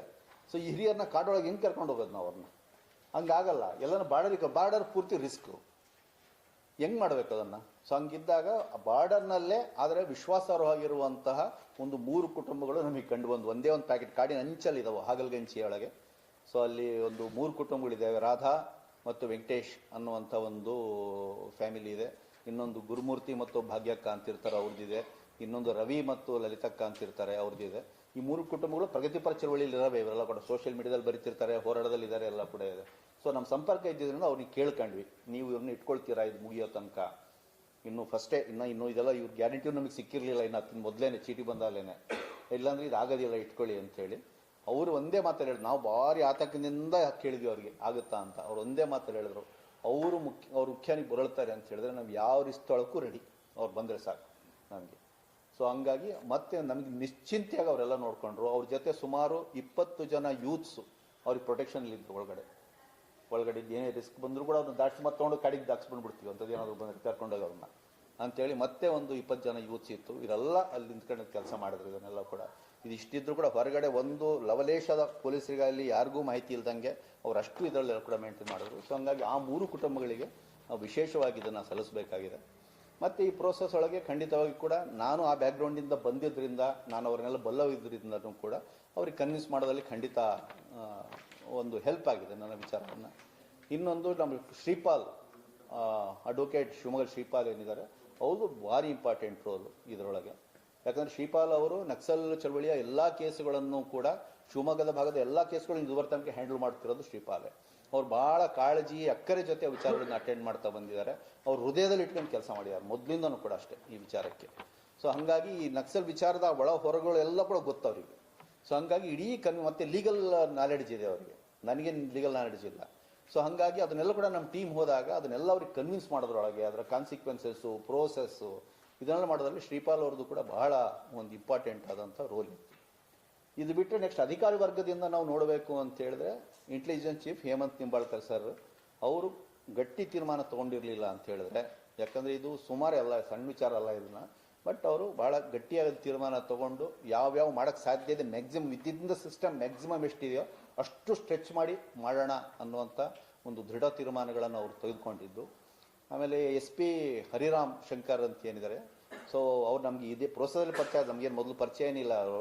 ಬಟ್ ಆ ಮನುಷ್ಯ ಎಷ್ಟು ಇಂಟೆನ್ಸಿವ್ ಆಗಿ ಕೆಲಸ ಮಾಡಿದ್ದಾರೆ, ಅವ್ರು SP ಅವರು ಎಷ್ಟು ಕೆಲಸ ಮಾಡಿದ್ದಾರೆ ಅಂತ ಹೇಳಿದ್ರೆ, ಅವ್ರು ನಿದ್ದೆನೇ ಮಾಡಿಲ್ಲ ಆ್ಯಕ್ಚುಲಿ. ಅವ್ರ ಆರೋಗ್ಯ ಕೆಟ್ಟೋಗಿದೆ, ಮೋಸ್ಟ್ಲಿ ಮಲಗಿರ್ಬೇಕೀಗ ಅವರು. ಹಗಲು ರಾತ್ರಿ ಇದೇ ಧ್ಯಾನಿಸ್ಕೊಂಡು ಅವ್ರು ಹಂಗೆ ಅವ್ರಿಗೆ ಆ ಟೈಪ್ ಅವರು ಇಂಟೆನ್ಸಿಟಿ ಜೊತೆ ಕೆಲಸ ಮಾಡಿದರು. ಅವ್ರು ಬರೀ ಪೊಲೀಸ್ ಆ್ಯಂಗಲಿಂದ ಮಾತ್ರ ಅಲ್ಲ, ಇಲ್ಲ ಇವ್ರು ಬಂದ್ಬಿಡ್ಲಿ ಅನ್ನುವಂಥ ಇದ್ರ ಜೊತೆ ಅವರು ಕೆಲಸ ಮಾಡಿದ್ದಾರೆ. ಇನ್ನೊಬ್ಬರು ಸುಧೀರ್ ರೆಡ್ಡಿ ಅಂತೇಳಿ ಡೆಪ್ಯೂಟಿ ಡೈರೆಕ್ಟರ್ ಆಫ್ ಇಂಟೆಲಿಜೆನ್ಸ್ ಇದ್ದಾರೆ. ನಮಗವರು ನೇರ ಜಾಸ್ತಿ ಒಡನಾಟ ಇರಲಿಲ್ಲ, ಬಟ್ ಇವರಿಗೆ ಪೂರ್ವಕವಾಗಿ ಅವರು ವರ್ಕ್ ಮಾಡ್ತಿದ್ದು ನಮಗೆ ಕಾಣಿಸ್ತಿತ್ತು. ಇದೊಂದು ಇಂಪಾರ್ಟೆಂಟ್ ರೋಲ್ ಇತ್ತು. ಕೊನೆಯದಾಗಿ CM ಅವರು, ಇಂಥ CM ಒಬ್ಬ ಈ ಟೈಪ್ ಡಿಸಿಷನ್ ತೊಗೊಳ್ಳೋಂಥ CM ಇಲ್ಲ ಅಂದರೆ ಏನು ನಡೆಯಲ್ಲ. ಇಂಥ ಪಾಲಿಸಿ ಲೆವೆಲ್ದು ಹೊಸ ಮಾಡೋದು ಸೆಟ್ ಮಾಡೋದು ಆಗೋದಿಲ್ಲ. ಸೊ CM ಅವರು ನೋಡ್ತೇವೆ, ಯಾವ ಹೆಸರುಗಳನ್ನು ಕೂಡ ನಾವು ಒಂದು ಹೊಗಳಿಕೆಗೆ ಮಾಡಬೇಕು, ಯಾರದ್ದು ಹೆಸರನ್ನು ತರಬೇಕು ಅನ್ನಿಸ್ತು ನಾವು ಹೇಳ್ತಿಲ್ಲ. ಒಂದು ಕ್ರೆಡಿಟ್ ಇದೆ, ಒಂದು ರಿಯಲ್ ಕ್ರೆಡಿಟ್ ಕೊಡಬೇಕು. ಆದರೆ ಹಿಂಗೆ ಹೇಳ್ಬೇಕಾದ್ರೆ ಇನ್ನೂ ಎಷ್ಟೋ ಜನರದು ಪಾತ್ರ ಕಡಿಮೆ ಆಗುತ್ತಲ್ಲ ಅನ್ನೋ ಫೀಲಿಂಗು ಇದೆ. ಆದರೆ ಅದು ಒಬ್ಬರ ಸಾಧನೆ ಅಲ್ಲ, ಇದೊಂದು ಸಮಷ್ಟಿ ಸಾಧನೆ. ಅದರೊಳಗಿರುವಂಥ ಒಂದು ವಿಶೇಷ ಪಾತ್ರವನ್ನಷ್ಟೇ ನಾವು ಹೇಳಲಿಕ್ಕೆ ಬಯಸ್ತೀವಿ. ಇಷ್ಟು ಇದೆಲ್ಲ ಆಗಿದೆ. ಈಗ ಹೇಳ್ದಂಗೆ ಕೊನೆಗೆ ಇದೆಲ್ಲವೂ ಕೂಡ half done, less than half done. ನಮ್ಮ ಪ್ರಕಾರ 40% ಡನ್, 60% ಈಸ್ ಪೆಂಡಿಂಗ್. ಅದ್ರ ಬಗ್ಗೆ ಅವ್ರು ಮಾತಾಡ್ತಾರೆ.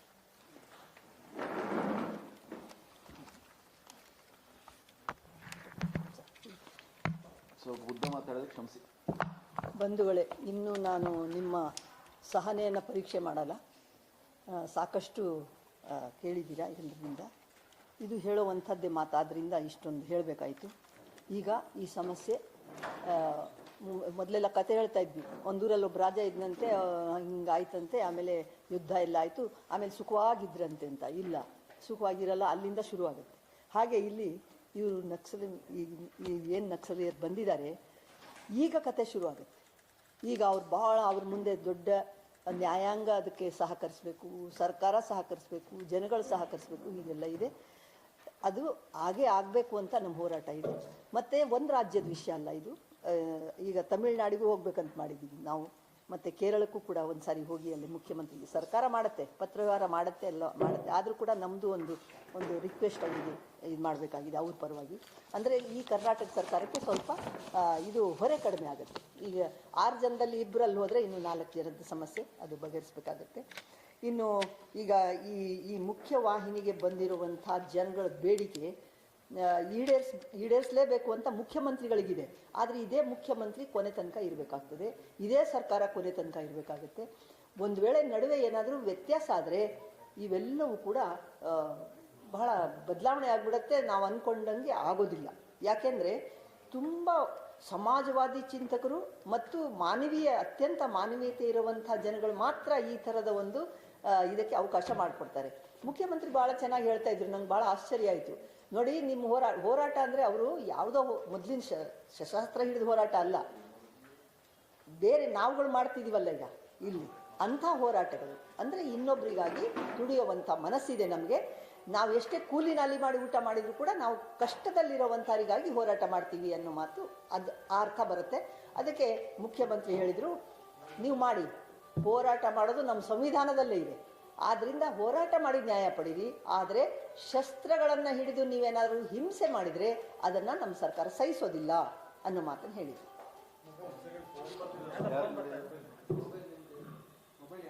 ಯಾರು ಗೊತ್ತಿಲ್ಲ ನೋಡಿ, ನೀವು ಹಾಗೆ ಮಾತಾಡ್ತೀನಿ ಬಿಡಿ, ಮುಗೀತು. ಅದಕ್ಕೆ ಆದ್ರಿಂದ ನಂದ ಬ್ಯಾಕ್ ಕೊಟ್ಬಿಡಿ.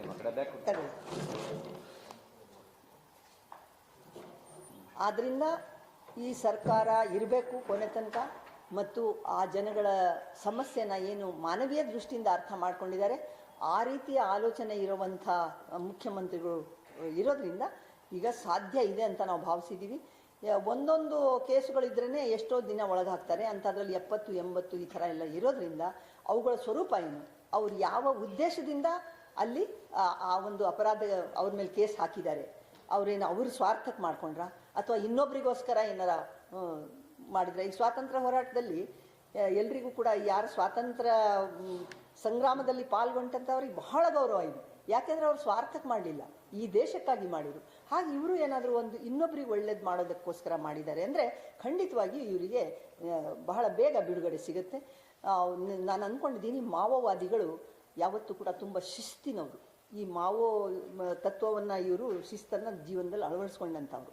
ಆದ್ದರಿಂದ ಇವರು ಬೇರೆಯವರಿಗಾಗಿಯೇ ಮಾಡಿದ್ದಾರೆ, ಇವರಿಗೋಸ್ಕರ ಖಂಡಿತ ಅಲ್ಲ ಅನ್ನೋದನ್ನು ನಾವಿಲ್ಲಿ ಊಹಿಸ್ಬೋದು. ಅದಕ್ಕೆ ಇವ್ರಿಗೆ ನ್ಯಾಯ ಸಿಗುತ್ತೆ ಅನ್ನೋ ಧೈರ್ಯ ನಮಗಿದೆ. ಇವರು ಈಗಲೂ ಕೂಡ ನಾವು ಹೋರಾಟ ಮಾಡ್ತೀವಿ ಅನ್ನೋದು ಯಾವುದಕ್ಕೆ ಅಂದರೆ ಬಡ ಜನರಿಗೆ, ಆದಿವಾಸಿಗಳಿಗೆ, ದಲಿತರಿಗೆ, ಇಂಥವ್ರಿಗೆಲ್ಲ ಏನೇನು ಅನ್ಯಾಯ ಆಗ್ತಿದೆ ಅದಕ್ಕೋಸ್ಕರ ನಾವು ಮಾಡ್ತೀವಿ ಅನ್ನೋದಿದೆ ನೋಡಿ. ಅವರಿಗೆ ಊಟಕ್ಕಿಲ್ಲ ಆದರೂ ಕೂಡ ಅವ್ರು ಹಸ್ತಿದ್ರು ಕೂಡ ಇನ್ನೊಬ್ಬರಿಗೋಸ್ಕರ ಮಾಡುವಂಥದ್ದು ಇದೆಯಲ್ಲ, ಇದು ನಕ್ಸಲಿಸಮ್ ಅನ್ನುವಂಥದ್ದು ಮಾನವೀಯತೆ ಮತ್ತೊಂದು ಮುಖ ಅಂತ ನಾವು ಭಾವಿಸ್ಬೇಕಾಗ್ತದೆ. ನಾವೆಲ್ಲ ನಮ್ಮ ಸ್ವಾರ್ಥಕ್ಕೆ ಮಾಡ್ತೀವಿ, ಆದರೆ ಭಾಳ ಜನ ಅವ್ರೇನ್ರಿ ಕೈಲಿ ಕತ್ತಿ ಹಿಡಿತಾರೆ, ಬಂದೂಕ್ ಹಿಡಿತಾರೆ ಅಂತ ಅನಿವಾರ್ಯವಾಗಿ ಹಿಡಿದಿದ್ದವರು. ಅದಕ್ಕೇ ಮತ್ತೀಗ ಅದನ್ನು ತ್ಯಾಗ ಮಾಡಿ ಈಗ ನಾವು ಮಾನವೀಯ ದೃಷ್ಟಿಯಿಂದ ಇದು ಮಾಡ್ತೀವಿ ಅನ್ನೋ ಮಾತು ಹೇಳಿದ್ದಾರೆ. ಆದ್ದರಿಂದ ಈಗ ಮುಖ್ಯಮಂತ್ರಿಗಳಿಗೆ ಮತ್ತು ಸರ್ಕಾರಕ್ಕೆ ನಾವು ಹೇಳೋದಿಷ್ಟೇ, ಅವರನ್ನು ಕಾಡಿನಿಂದ ಜೈಲಿಗೆ ತಂದು ಹಾಕಿದ್ದ ಪಾಪಕ್ಕೆ ನಮ್ಮನ್ನು ಗುರಿ ಮಾಡಬೇಡಿ. ನಾವೆಲ್ಲ ಸೇರಿ ಏನು ಹೇಳಿದ್ರು ನಮ್ಮ ಶ್ರೀಧರ್, ಈ ಒಂದು ಪಾಪ ಕಾರ್ಯವನ್ನು ನಾವು ಮಾಡಿದ್ವಿ ಅಂತ ಆಗ್ಬಿಡುತ್ತೆ. ಒಂದು ವೇಳೆ ಅವ್ರು ಮುಂದೆ ಬರಲಿಲ್ಲ ಅಂದರೆ, ಜೈಲಲ್ಲೇ ಇದ್ದರೆ ಏನು ಪ್ರಯೋಜನ ಆಗಲ್ಲ. ಆದ್ದರಿಂದ ಆ ಕಾರ್ಯವನ್ನು ಸರ್ಕಾರನೂ ಆ ಪಾಪ ಕಾರ್ಯ ಕೈ ಹಾಕಬಾರ್ದು, ಸಾರ್ವಜನಿಕರು ಕೂಡ ಹಾಕಬಾರ್ದು, ಯಾರ ಮೇಲೂ ಬರಬಾರ್ದು. ಅವರು ಅದನ್ನು ಬಗೆಹರಿಸಲೇಬೇಕು. ಅವರು ನಾಡಿಗೆ ಬರಬೇಕು, ನಾಡಿಗೆ ಬಂದು ಒಂದು ವಾಹಿನಿಯಲ್ಲಿ ಬೆರೆತು ಅವ್ರ ಜೀವನ ಮಾಡಬೇಕು. ಅಂಥದ್ದು ಆದರೆ ಮಾತ್ರ ಇದೆಲ್ಲ ಕೂಡ ಸಾರ್ಥಕ ಆಗುತ್ತೆ. ಇದನ್ನು ಬಹುಶಃ ಈ ಸರ್ಕಾರ ಮಾಡುತ್ತೆ ಅನ್ನುವಂಥ ಮಾತನ್ನು ಹೇಳಿ ಮುಖ್ಯವಾಹಿನಿಗೆ ತರುವಂಥ ಕಾರ್ಯ ಆದಷ್ಟು ಬೇಗ ಮಾಡಬೇಕು. ಅವರು ಒಪ್ಪಿಸಿದ್ದಾರೆ, ಪ್ರಿನ್ಸಿಪಾಲ್ ಸೆಕ್ರೆಟರಿಗೆ ಒಪ್ಪಿಸಿದ್ದಾರೆ, ನೀವು ವಾರ ವಾರ ಮೀಟಿಂಗ್ ಮಾಡಿ ಇದನ್ನು ಮುಂದುವರಿಸಿ ಅಂತ. ಇದು ನಮಗೆ ಬಹಳ ಆಶಾದಾಯಕವಾಗಿ ಕಾಣಿಸ್ತಾ ಇರುವಂಥದ್ದು. ಏನಂದರೆ ಇದು ಬರೀ ಮುಖ್ಯಮಂತ್ರಿಗಳು ನಾನು ಯಾವಾಗೋ ಒಂದು ಸಾರಿ ಮೀಟಿಂಗ್ ಮಾಡಿ ಮತ್ತೆ ಮರೆತು ಬಿಡ್ತೀನಿ ಅನ್ನುವಂಥದ್ದಿಲ್ಲ. ಅದನ್ನು ಒಪ್ಪಿಸಿದ್ದಾರೆ. ಈಗೆಲ್ಲ ಈ ಟೀಮೆಲ್ಲ ಹೋಗಿ ಆಗಾಗ ಮಾತಾಡಿ ಯಾವ್ಯಾವ ಹಂತಕ್ಕೆ ಬರುತ್ತೆ ಆ ಹಂತದಿಂದ ಮುಂದೆ ಹೇಗೆ ಹೋಗಬೇಕು, ಮುಂದೆ ಸ್ಟೆಪ್ ಹೇಗಿಡಬೇಕು ಅನ್ನುವಂಥದ್ದೆಲ್ಲ ಚರ್ಚೆ ಆಗುತ್ತೆ. ಇದಕ್ಕೆ ಪತ್ರಕರ್ತರು ಕೂಡ ತುಂಬ ಸಹಕರಿಸಿದ್ದಾರೆ. ಮೊನ್ನೆ ಹೋಮ್ ಮಿನಿಸ್ಟ್ರು ಒಂದು ಮಾತು ಹೇಳಿದ್ರು ನಿಮಗೆ, ನೀವು ಇಷ್ಟು ಗದ್ದಲ ಮಾಡ್ತೀರಿ ಅಂತ ನಾನು ಇವತ್ತೇ ನೋಡಿದ್ದು ಅಂತ ತಮಾಷೆಯಾಗಿ ಹೇಳಿದ್ರು ಅವರು.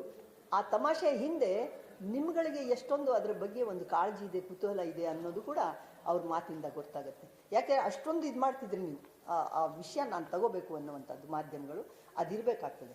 ಅಲ್ಲದೇ ಏನೋ ಒಂದು ಆಯಿತು ಬಿಡಿ, ಏನೋ ಹೇಳ್ತಿದ್ದಾರೆ ಕೇಳಿಸ್ಕೊಂಡು ಹೋದ್ರಾಯ್ತು ಅನ್ನುವಂಥದ್ದು ಇರಲಿಲ್ಲ ನಿಮ್ಮಲ್ಲಿ. ಆದ್ದರಿಂದ ಮಾಧ್ಯಮದ ಬಂಧುಗಳು ಇಷ್ಟೊಂದು ಆಸಕ್ತಿ ತೋರಿಸ್ತಿದ್ದಾರೆ ಅಂದರೆ ಖಂಡಿತವಾಗಿಯೂ ನಿಮ್ಮಲ್ಲಿ ಮಾನವೀಯತೆ ಇದೆ. ಅದು ನಾವೇನು ಬಯಸಿದೀವೋ ಅದು ಸರ್ಕಾರದಲ್ಲೂ ಇದೆ, ತಮ್ಮಲ್ಲೂ ಇದೆ, ಮತ್ತು ಜನ ಕೂಡ ಇದನ್ನು ಸ್ಪಂದಿಸ್ತಾರೆ ಅನ್ನೋದು ಹೇಳಿ ನಾವು ಮತ್ತೆ ಮುಂದಿನ ವಿಷಯವನ್ನು ಮತ್ತೆ ಆಗಾಗ ನಿಮ್ಮ ಮೂಲಕ ನಾವು ಜನಗಳಿಗೆ ತಿಳಿಸೋದಕ್ಕೆ ಪ್ರಯತ್ನ ಮಾಡ್ತೀವಿ. ನಮಸ್ಕಾರ.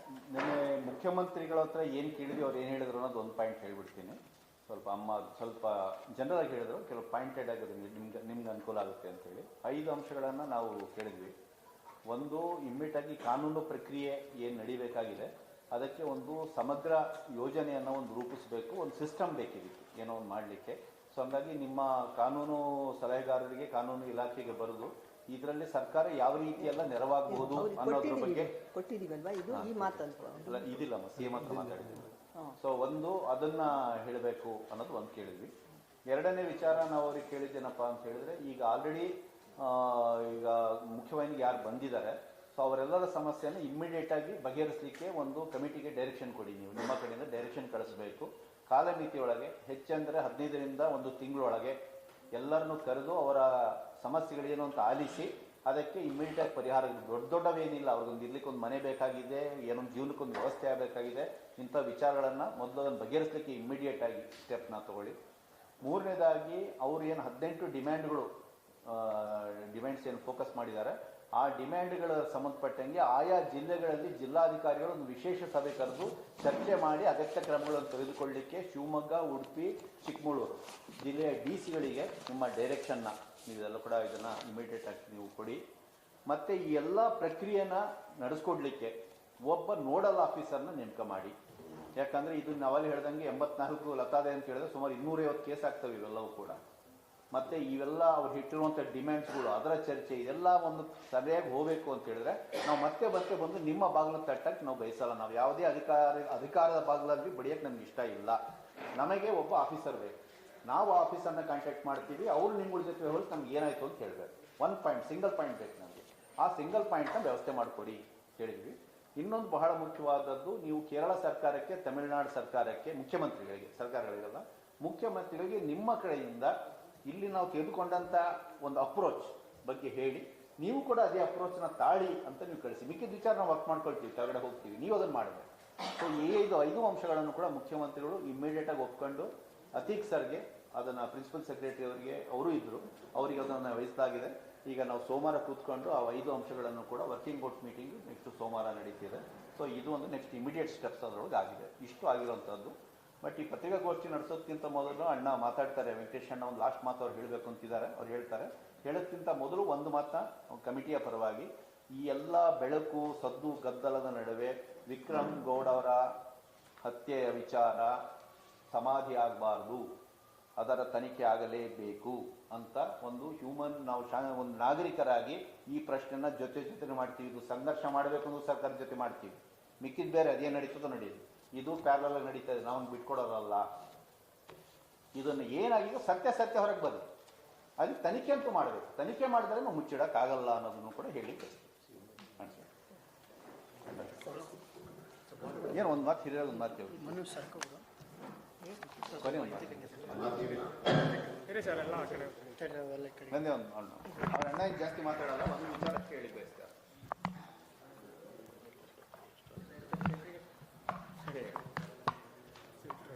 ಮಾಧ್ಯಮ ಮಿತ್ರರೇ, ಈ ಪ್ರೋಸೆಸ್ ಏನು ಬಿಗಿನಿಂಗ್ ಆಗಿದೆಯೋ ಇದ್ರ ಜೊತೆ ಸದಾ ನಾನು ಇದ್ದೀನಿ. ಒಟ್ಟಾರೆ ಒಂದು ಸುಖಾಂತ್ಯ ಕಂಡುಕೊಳ್ತಾ ಇದ್ದೀವಿ. ಒಟ್ಟು ಈ ಪ್ರೋಸೆಸ್ನಲ್ಲಿ ನಾನು ಗಮನಿಸಿರುವಂತೆ ದೇಶದ ವಿವಿಧ ರಾಜ್ಯಗಳಲ್ಲಿ ನಡೀತಾ ಇರುವಂಥ ದಮನಕಾರಿ ನೀತಿಯನ್ನು ನೋಡಿದ್ರೆ ಇದೊಂಥರ ವ್ಯವಸ್ಥಿತವಾದಂಥ ಉದ್ದೇಶಪೂರ್ವಕವಾದಂಥ ದಮನಕಾರಿ ನೀತಿ ಸರ್ಕಾರವೇ ಮುಂದೆ ನಿಂತು ನಡೆಸುವಂಥ ಪ್ರಕ್ರಿಯೆ ನಡೆಸ್ತಾ ಇದೆ ಅಂತ ನಾನು ಭಾವಿಸ್ತೀನಿ. ಹಾಗಾಗಿ ವಿಕ್ರಮ್ ಗೌಡರ ಹತ್ಯೆ ಏನಿದೆ ಇದು ಕೂಡ ಒಂದು ದಮನಕಾರಿ ನೀತಿನೇ ಅಂತ ನಾನು ಅಂದ್ಕೊತೀನಿ.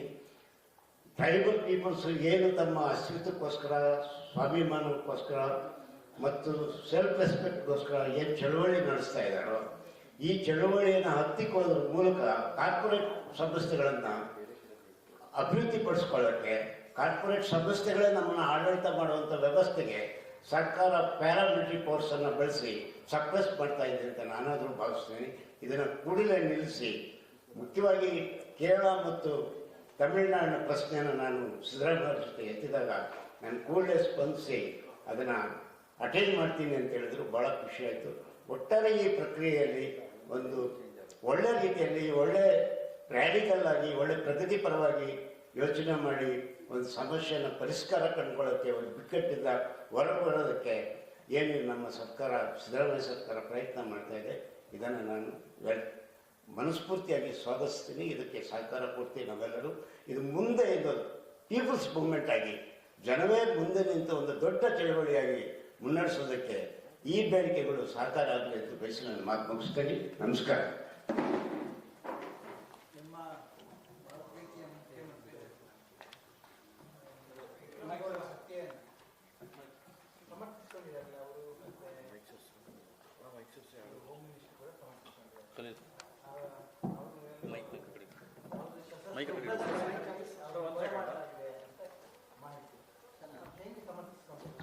ಇಲ್ಲ, ಅದು ಅವ್ರು ಉತ್ತರ ಕೊಡ್ಬೇಕು, ನಾವು ಉತ್ತರ ಕೊಡೋಲ್ಲ. ನಾವು ಖಂಡಿಸಿದ್ವಿ, ಅವ್ರೇನು ಮಾತಾಡಿದ್ರೆ ಸರಿಯಾದ ಮಾತು ಅಷ್ಟೇ. ಮುಖ್ಯದ ಉತ್ತರ ಅವ್ರು ಹೇಳ್ತಾರೆ. ನಮ್ಮ ಪ್ರೀತಿಯ ಯಾರೂ ಇಲ್ಲ. ನಾವು ಅಧಿಕಾರ ವರ್ಗನ ಒಳ್ಳೇದು ಮಾಡ್ತೀವಿ, ತಪ್ಪಂದ್ರೆ ತಪ್ಪು ಅಂತೀವಿ ಅಷ್ಟೇ. ಯಾವ ಕಾರಣಕ್ಕಾಗಿ ಅದು ತನಿಖೆ ಸಮಗ್ರವಾಗಿ ಆಗ್ಲೇಬೇಕು ಅಂತ ಇಲ್ಲ, first of all human rights ನಲ್ಲಿ ಯಾರದೇ ಕೊಲೆ ಆದ್ರೂ ಕೂಡ, ಯಾರದೇ ಹತ್ಯೆ ಆದ್ರೂ ಕೂಡ ಪೊಲೀಸರು ಮಾಡ್ಬಿಟ್ರು ಅಂತ ಹೇಳಿ ಅದು ಒಂದು ಆಗಿರ್ತಾನೆ. ಯಾರದೇ ಕೊಲೆ ಆದ್ರೂ ಸಿವಿಲ್ ಕೊಲೆ ಆದ್ರೆ ಅದಕ್ಕೆ ಒಂದು ವಿಚಾರಣೆ ನಡೀತಾನೆ. FIR ಪೊಲೀಸರು ಕೊಂದ್ಬಿಟ್ರೆ ಓಕೆನಾ? ಪೊಲೀಸರು ಕೊಂದ್ರು ಕೂಡ ವಿಚಾರಣೆ ಬೇಕು. ನಿಜ ಹೇಳ್ತಂದ್ರೆ ಕಾನೂನು ಏನ್ ಹೇಳ್ತಾರೆ, ಮಾನವ ಹಕ್ಕು ಇದರ ಪ್ರಕಾರ ಆ SP ಯಾರು ಇರ್ತಾರೋ ಅವ್ರ ಮೇಲೆ ಕೊಲೆ ಆರೋಪ ಚಾರ್ಜ್ ಮಾಡ್ಬೇಕು. NHRC ಗೈಡ್ಲೈನ್ಸ್ ಅದು ಮಾಡಬೇಕು, ಎನ್ಕ್ವೈರಿ ನಡಿಬೇಕು, ಕೋರ್ಟ್ ಆಮೇಲೆ ಡಿಸ್ಪೋಸ್ ಮಾಡ್ಬೇಕು ಕೇಸ್ನ. ಮರ್ಡರ್ ಯಾರು ಮಾಡಿದ್ರೇನು, ಅವ್ರು ಮಾಡಿದ್ರೇನು, ಪೊಲೀಸರು ಮಾಡಿದ್ರೆ ಮರ್ಡರ್ ಇಸ್ ಎನ್ಕ್ವೈರಿ ಆಗಲೇಬೇಕು. ಏನಕ್ಕೆ it is also considered the crime. ಆಮೇಲೆ ಇಲ್ಲ ಅದು ಸರಿಯಾದ ಕಾರಣಕ್ಕೂ ಅಲ್ಲೋ ಅನ್ನೋ ತೀರ್ಮಾನ ಮಾಡಬೇಕು. Is A general thing. ಎರಡನೇದಾಗಿ ಈ ವಿಚಾರದಲ್ಲಿ ನಾವು ಅವತ್ತು ಹೇಳಿದ್ದೀವಿ, ಇದು ಖಂಡಿತವಾಗಿಯೂ ಕೂಡ ನಾವು ಈಗ ಮತ್ತೆ ವಿಕ್ರಮ್ ಗೌಡರ ವಿಚಾರವನ್ನೇ ಇಟ್ಕೊಂಡು ಜಾಸ್ತಿ ಈ ಪ್ರೆಸ್ ಮೀಟ್ ಡೈವರ್ಷನ್ ಆಗಲ್ಲ ಅಷ್ಟೇ. ಆ ಕಾರಣಕ್ಕೋಸ್ಕರ ಜಾಸ್ತಿ ಬೆಳೆಸಕ್ ಬಯಸ್ತಿಲ್ಲ. ಬಟ್ ಈ ವಿಚಾರದಲ್ಲಿ ತನಿಖೆ ಆಗೋ ತನಕನೂ ಕೂಡ ನೀವು ಎನ್ಕೌಂಟರ್ ಅನ್ನೋದು ನಾವು ಒಪ್ಪಲ್ಲ. ಈ ತನಿಖೆ ಆಗಲಿದೆ. ನೀವು ಆಗ್ಲೇ ಮಾತನಾಡ್ತಾ ಇದ್ದೀವಿ, ಅವ್ರ ಮೇಲೆ ಸಾಕಷ್ಟು ಕೇಸ್ಗಳಿದ್ದಾವೆ ಅನ್ನುವಂಥದ್ದು ಹೇಳಿ. ಹತ್ಯೆ ಮಾಡಿದಂಥ ಕೇಸ್ಗಳು ಎಷ್ಟಿದ್ದಾವೆ? ಹತ್ಯೆ ಮಾಡಿದಂಥ ಕೇಸ್ಗಳು ನನಗೆ ಗೊತ್ತಿದ್ದಂಗೆ ಒಂದು 3-4 ಇರಬೇಕು. ಅಂದ್ರೆ ಅವರ ಹತ್ಯೆ ಮಾಡಿರೋ ಅಂತಲ್ಲ, ಹತ್ಯೆಗಳು ಅಂತ ಹಾಕಲಾಗಿರುವ ಕೇಸುಗಳು, ಹತ್ಯೆ ಮಾಡಿರುವ ಕೇಸುಗಳು. ಇದು ನೋಡಿ, ಹತ್ಯೆ ಅಂತಿಲ್ಲ, ಹತ್ಯೆ ಮಾಡಿದ್ರು ಅಂತ ಹೇಳೋದು ಬಹಳ ಸುಲಭ ಪೊಲೀಸರಿಗೆ. ಅದಕ್ಕೇನೆ ಸರ್ಕಾರ ಏನ್ ಹೇಳುತ್ತಂದ್ರೆ, ಹೌದು ನಾವು ಅದು ಸರಿಯಾಗಿದೆ ಅಂತಲೇ ಹೇಳೋದದು, ಸರ್ಕಾರ ತಪ್ಪಲ್ಲ ಅದು. ಅವ್ರು ಹೇಳ್ತಿದ್ದಾರೆ, ನಾವು ಒಪ್ಕೊಳ್ತಾ ಇದ್ದೀವಿ, ಆದ್ರೆ ನಾವು ಒಪ್ಪೋದಕ್ಕೆ ಅನುಕೂಲ ಆಗೋ ಹಾಗೆ ತನಿಖೆ ಮಾಡಿ ಅಂತೀವಿ ಅಷ್ಟೇ. ತನಿಖೆ ಮಾಡಿದ್ರೆ ನೀವು ಹೇಳ್ತಿರೋದನ್ನ ನಾವು ಒಪ್ಕೊಳ್ತೀವಿ, ಇಲ್ಲ ಅಂದ್ರೆ ಮರ್ಡರ್ ಮಾಡಿದ ಲೆಕ್ಕ.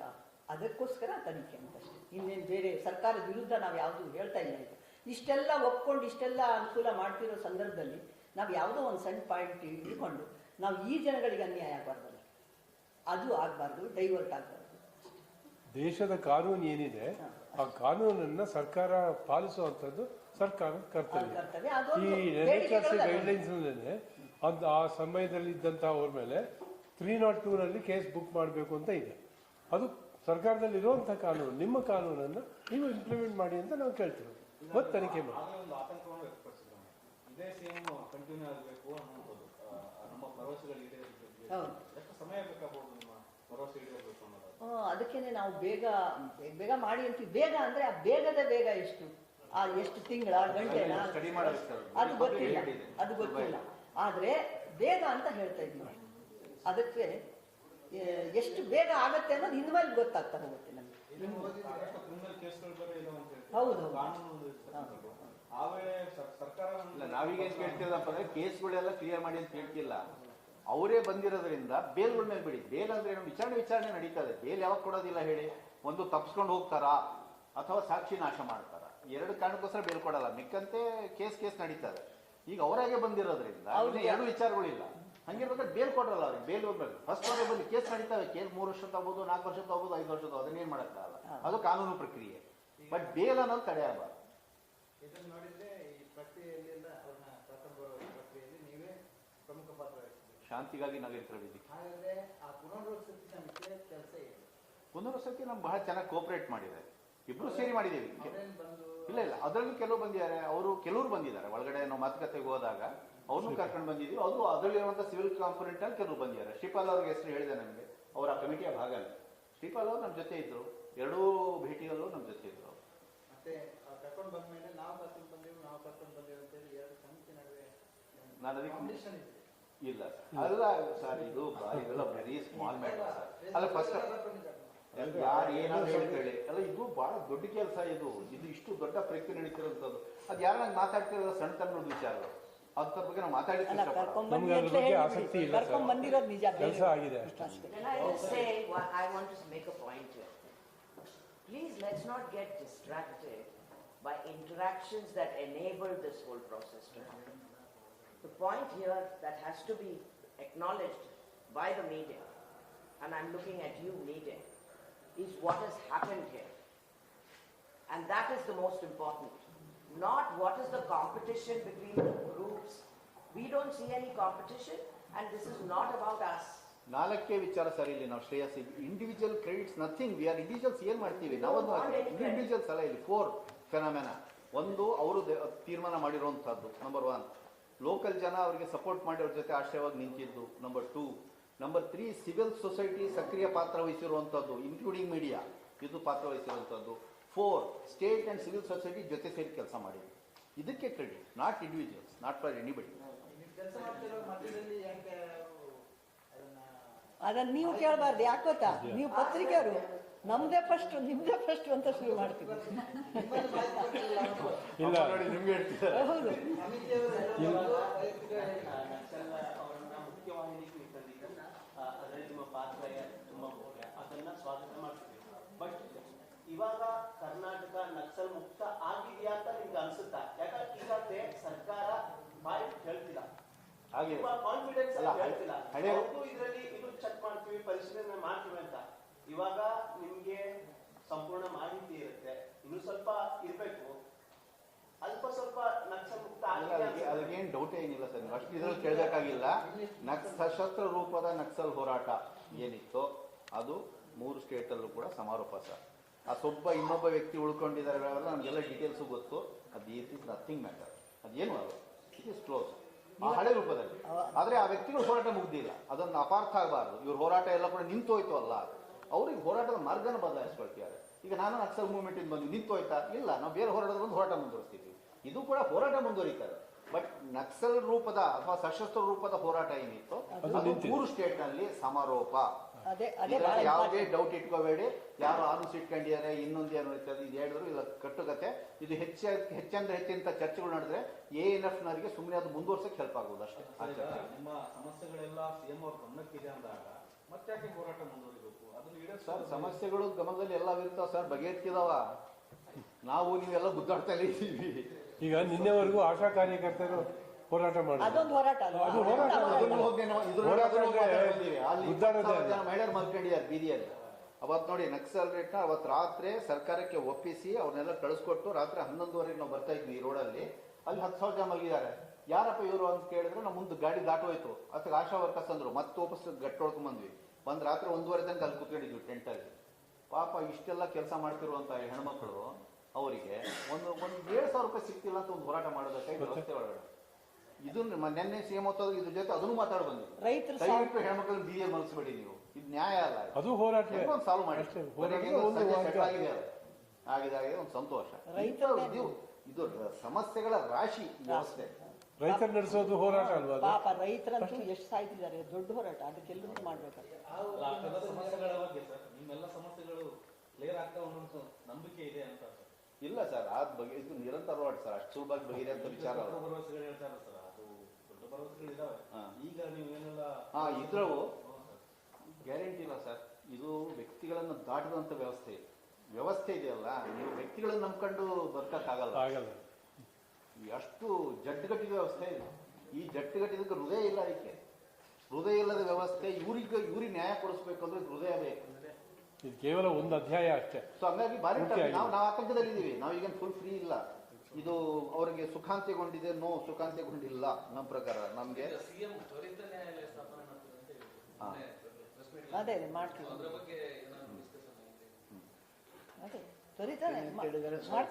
ಮಾಡ್ತೀವಿ ಅಂತ ಅಲ್ಲ. ಒಟ್ಟು ಪ್ರಯತ್ನ ಇವತ್ತಿನ ತನಕ ಪ್ರಯತ್ನ ಪೊಲೀಸ್ ಡಿಪಾರ್ಟ್ಮೆಂಟ್ ಕಡೆಯಿಂದ ಇರ್ಬೋದು, ಪೊಲಿಟಿಕಲ್ ಪಾರ್ಟಿಯಿಂದ ಇರ್ಬೋದು, ಪಾಸಿಟಿವ್ ಆಗಿ ಅದ್ರ ಬಗ್ಗೆ ಖಂಡಿತವಾಗಿ ಹೇಳ್ಬೋದು. ಮುಂದಿನ ಸ್ಟೆಪ್ ಆಕ್ಚುಲಿ ನಮ್ಗೆ ಇನ್ನೂ ಗೊತ್ತಿಲ್ಲ ಏನೇನಾಗುತ್ತೆ ಅಂತ. ನಿನ್ನೆ ಫಸ್ಟ್ ಸ್ಟೆಪ್ ಆಗಿದೆ CM ಜೊತೆ ಮಾತು, ಅವರು ಸಕಾರಾತ್ಮಕ ಪ್ರತಿಕ್ರಿಯಿಸಿದ್ದಾರೆ. ಮುಂದಿಂದು ನೋಡ್ಬೇಕಿನ್ನ ಎಲ್ಲ ಕೂಡ. ಈ ಎಲ್ಲ ಹೋರಾಟದಲ್ಲಿ ಇದು ನಾವು ಮಾತ್ರ ಮಾಡೋಕ್ಕಾಗಲ್ಲ. ಇನ್ನು ಅದು ಇನ್ನೊಂದು ವಿಚಾರ ಹೇಳ್ಬಿಡ್ತೀವಿ ಇಲ್ಲಿ.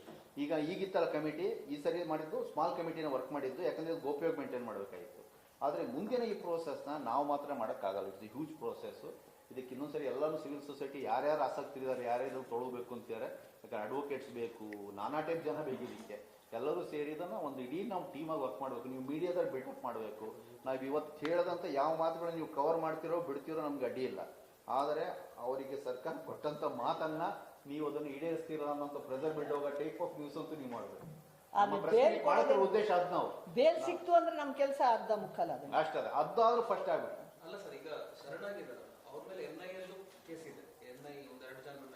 NIA ಕೋರ್ಟ್ ಅಲ್ಲಿ ಇದೆ ಸರ್. NIA ಕೇಸ್ ಹಾಕಿಲ್ಲ. ಅದು ಇಲ್ಲಿ ಸ್ವಲ್ಪ ಕನ್ಫ್ಯೂಷನ್ ಇದೆ. ಹೆಸರು ಕೋರ್ಟಿನ ಹೆಸರು NIA, ಕೇಸು UAPA ಕೇಸುಗಳು ಅಷ್ಟೇ. ಹಂಗಾಗಿ ಹೇಳಿ ನೀವೇನು ಹೇಳ್ಬೇಕು? ನೀವೇನು ಹೇಳಕ್ಕೆ ಅದು NIA ಅಷ್ಟೇ ಹೇಳಿ. NIA ಕೇಸ್ ಅಲ್ಲ. ಯಾರ ಮೇಲೂ ಇವ ಅನ್ಯಾಯ ಕೇಸ್ ಇಲ್ಲ. NIA ಕೇಸ್ ಇದ್ರೆ ಅವ್ರು ಎಂಟರ್ ಆಗ್ತಾರೆ ಅಲ್ಲಿ ಸೆಂಟ್ರಿಂದ. ಇದು ಸದ್ಯಕ್ಕೆ ಸೆಂಟ್ರಿಂದ ಎಂಟರ್ ಆಗಂತದ್ದು ಇಲ್ಲ, ಅಷ್ಟು ಮಟ್ಟಿಗೆ ನಾವು ಪುಣ್ಯ ಇಲ್ಲ ಸರ್. ಅದು ಒಂದು ಸ್ಮಾಲ್ ಕೋಆರ್ಡಿನೇಷನ್ ಅಂಡ್ ಸ್ಮಾಲ್ ಎಲ್ಲ ಟೀಮಲ್ಲಿ ಒಂದು ಸ್ವಲ್ಪ ಸಣ್ಣ ಪುಟ್ಟ ಏನೋ ಇರ್ತಾರೆ. ಇದು ನಾಟ್ ಪೊಲಿಟಿಕಲ್ ಡಿಫ್ರೆನ್ಸ್ ಅಲ್ಲ ಬಿಡಿ, ಅದು ಚರ್ಚೆಗೆ ಅಲ್ಲ, ಅಷ್ಟು ಇಂಥ ಕೂತ್ಕೊಂಡು ನಾವು ಮಾತಾಡಬಾರ್ದು. ಅದು ಮಿಸ್ ಆಗಿತ್ತು, ಅವ್ರು ಕೋಆರ್ಡಿನೇಷನ್ ಮಾಡ್ಕೊಂಡು ಬರ್ಬೇಕಾಯ್ತು. ನಿಜ ಹೇಳ್ಬೇಕಂದ್ರೆ ನಾವು ಅವರಿಗೆ ಇವ್ರಿಗೆ ಕೇಳಿದ್ದು ಅದಕ್ಕೆ ಅವ್ರು ನೆಕ್ಸ್ಟ್ ಒಂದು ಸರಿ ಸರ್ ನಕ್ಸಲೈಟ್ಸ್ ಒಂದು ಸರಿ ಮಿಸ್ ಆಯಿತು ಅಂತ ಹೇಳಿದ್ರೆ ಮತ್ತೆ ಕನೆಕ್ಟ್ ಆಗಲಿಕ್ಕೆ ಒಂದು ವಾರ ಬೇಕು. ಅದರ ಸೀಕ್ರೆಟ್ ಮೆಥಡ್ ಏನಪ್ಪ ಅಂದರೆ ಇದು ಮಿಸ್ ಆದರೆ ನೆಕ್ಸ್ಟ್ ನಾವು ಸೇರೋದು ಒಂದು ವಾರ ಆದ ನಂತರ ನನಗಿದೆ. ಸೊ ಇದು ಕೂಡ ಹಾಗೆ ಆಗಿತ್ತು. ನಾವು ಅದಕ್ಕೆ ದಯವಿಟ್ಟು ಇದನ್ನು 16ನೇ ತಾರೀಕು ಮಾಡೋಣ ಅಂತ ನಾವು ಕೇಳಿದ್ವಿ. ಯಾಕಂದರೆ ಅದನ್ನು ರೀಕನೆಕ್ಟ್ ಮಾಡ್ಕೊಂಡು ಆ ವ್ಯಕ್ತಿನೂ ಸೇರ್ಕೊಂಡು ಮುಗಿಸ್ಬಿಡುವ ಅಂತೇಳಿ. ಬಟ್ ಈ ಪ್ರೋಸೆಸ್ ಎಲ್ಲ ಅದರಲ್ಲಿ ಕೆಲವರು ಇದನ್ನು ಡಿಸ್ಮ್ಯಾಂಟ್ಲ್ ಮಾಡಿ ಎಕ್ಸ್ಪೋಸ್ ಮಾಡಿ ಪ್ರಾಬ್ಲಮ್ ಕ್ರಿಯೇಟ್ ಮಾಡಬೇಕು ಅನ್ನೋಂಗಿತ್ತು. ಸೆಂಟ್ರಲ್ನವರು ಬಂದು ಕೂಡ್ಬೋದು ಅಂತಿತ್ತು, ಎಲ್ಲ ಆತಂಕಗಳಿತ್ತು. ಹಂಗಾಗಿ ಬೇಗ ಮುಗಿಸ್ಬೇಕು ಅಂತಿತ್ತು. ಪರವಾಗಿಲ್ಲ, ಹುಡುಗನ ಕಾಂಟ್ಯಾಕ್ಟ್ ಮಾಡಿ ಹೆಂಗೂ ತನ್ಕೋಬೋದಲ್ಲ, is not a big leader, is an activist ಇದ್ದಾರೆ. ಸೊ ಅವ್ರು ಹೆಂಗೆ ಮಾಡ್ತಾರೆ ಹೌದು ಅಂತೇಳಿ ಅದಾಗಿದೆ. ಈಗ ನಮ್ಮ ಕಡೆಯಿಂದಲೂ ಪ್ರಯತ್ನ ಮಾಡ್ತಿದ್ದೀವಿ ಕಾಂಟ್ಯಾಕ್ಟ್ ಮಾಡ್ಕೊಳ್ಳೋದಕ್ಕೋಸ್ಕರ. ಆಗಬಹುದು. ಇನ್ನೊಂದು ಪ್ರಶ್ನೆ ಇದೆ ಸರ್, ಅವರ ಶಸ್ತ್ರಾಸ್ತ್ರಗಳು ಏನಾದ್ರು ಬಂತಲ್ಲ ಇವತ್ತೆಲ್ಲ, ನೀವು ಟಿವಿನಲ್ಲಿ ಅದೆಲ್ಲ ತೋರಿಸೋದ್ರಲ್ಲಿ ಅನ್ನುವಂಥದ್ದು ಗೃಹ ಸಚಿವರು ಒಪ್ಕೊಳ್ತಿಲ್ಲ. ಸೊ ಒಂದಷ್ಟು ಸಿಕ್ಕಿದಾವೆ, ಇನ್ನಷ್ಟು ನಾವು ವೆರಿಫಿಕೇಶನ್ ಮಾಡ್ತೀವಿ ಅಂತ ಮಾತನ್ನ ಹೇಳ್ತಾರೆ. ಏನಿದ್ರು ಅವ್ರ ನಾವು ಆ ಪಾರ್ಟಲ್ಲಿ ನಾವು ಎಂಟ್ರಿ ಆಗಿಲ್ಲ. ಶಸ್ತ್ರಾಸ್ತ್ರದ ಡಿಸ್ಕಷನ್ ನಮ್ಮ ಪಾರ್ಟಲ್ಲಿ ಇಲ್ಲ. ಅವ್ರ ಹೋರಾಟಕ್ಕೆ ಯಾರ್ದು ಸಮಸ್ಯೆ ಇಲ್ಲ, ಇಲ್ಲಿ ಅವ್ರು ಇರ್ತಕ್ಕಂಥ ಶಸ್ತ್ರಾಸ್ತ್ರಗಳ ಸಮಸ್ಯೆ. ಸೊ ಹಾಗಾಗಿ ಅದೊಂದು ಅದು ಪೊಲೀಸರಿಗೂ ಅವ್ರಿಗೂ ಸಂಬಂಧಪಟ್ಟಿಲ್ಲ. ಹೌದು ನೋಡ್ಬೇಕು. Thank you. ನಮಸ್ತೆ.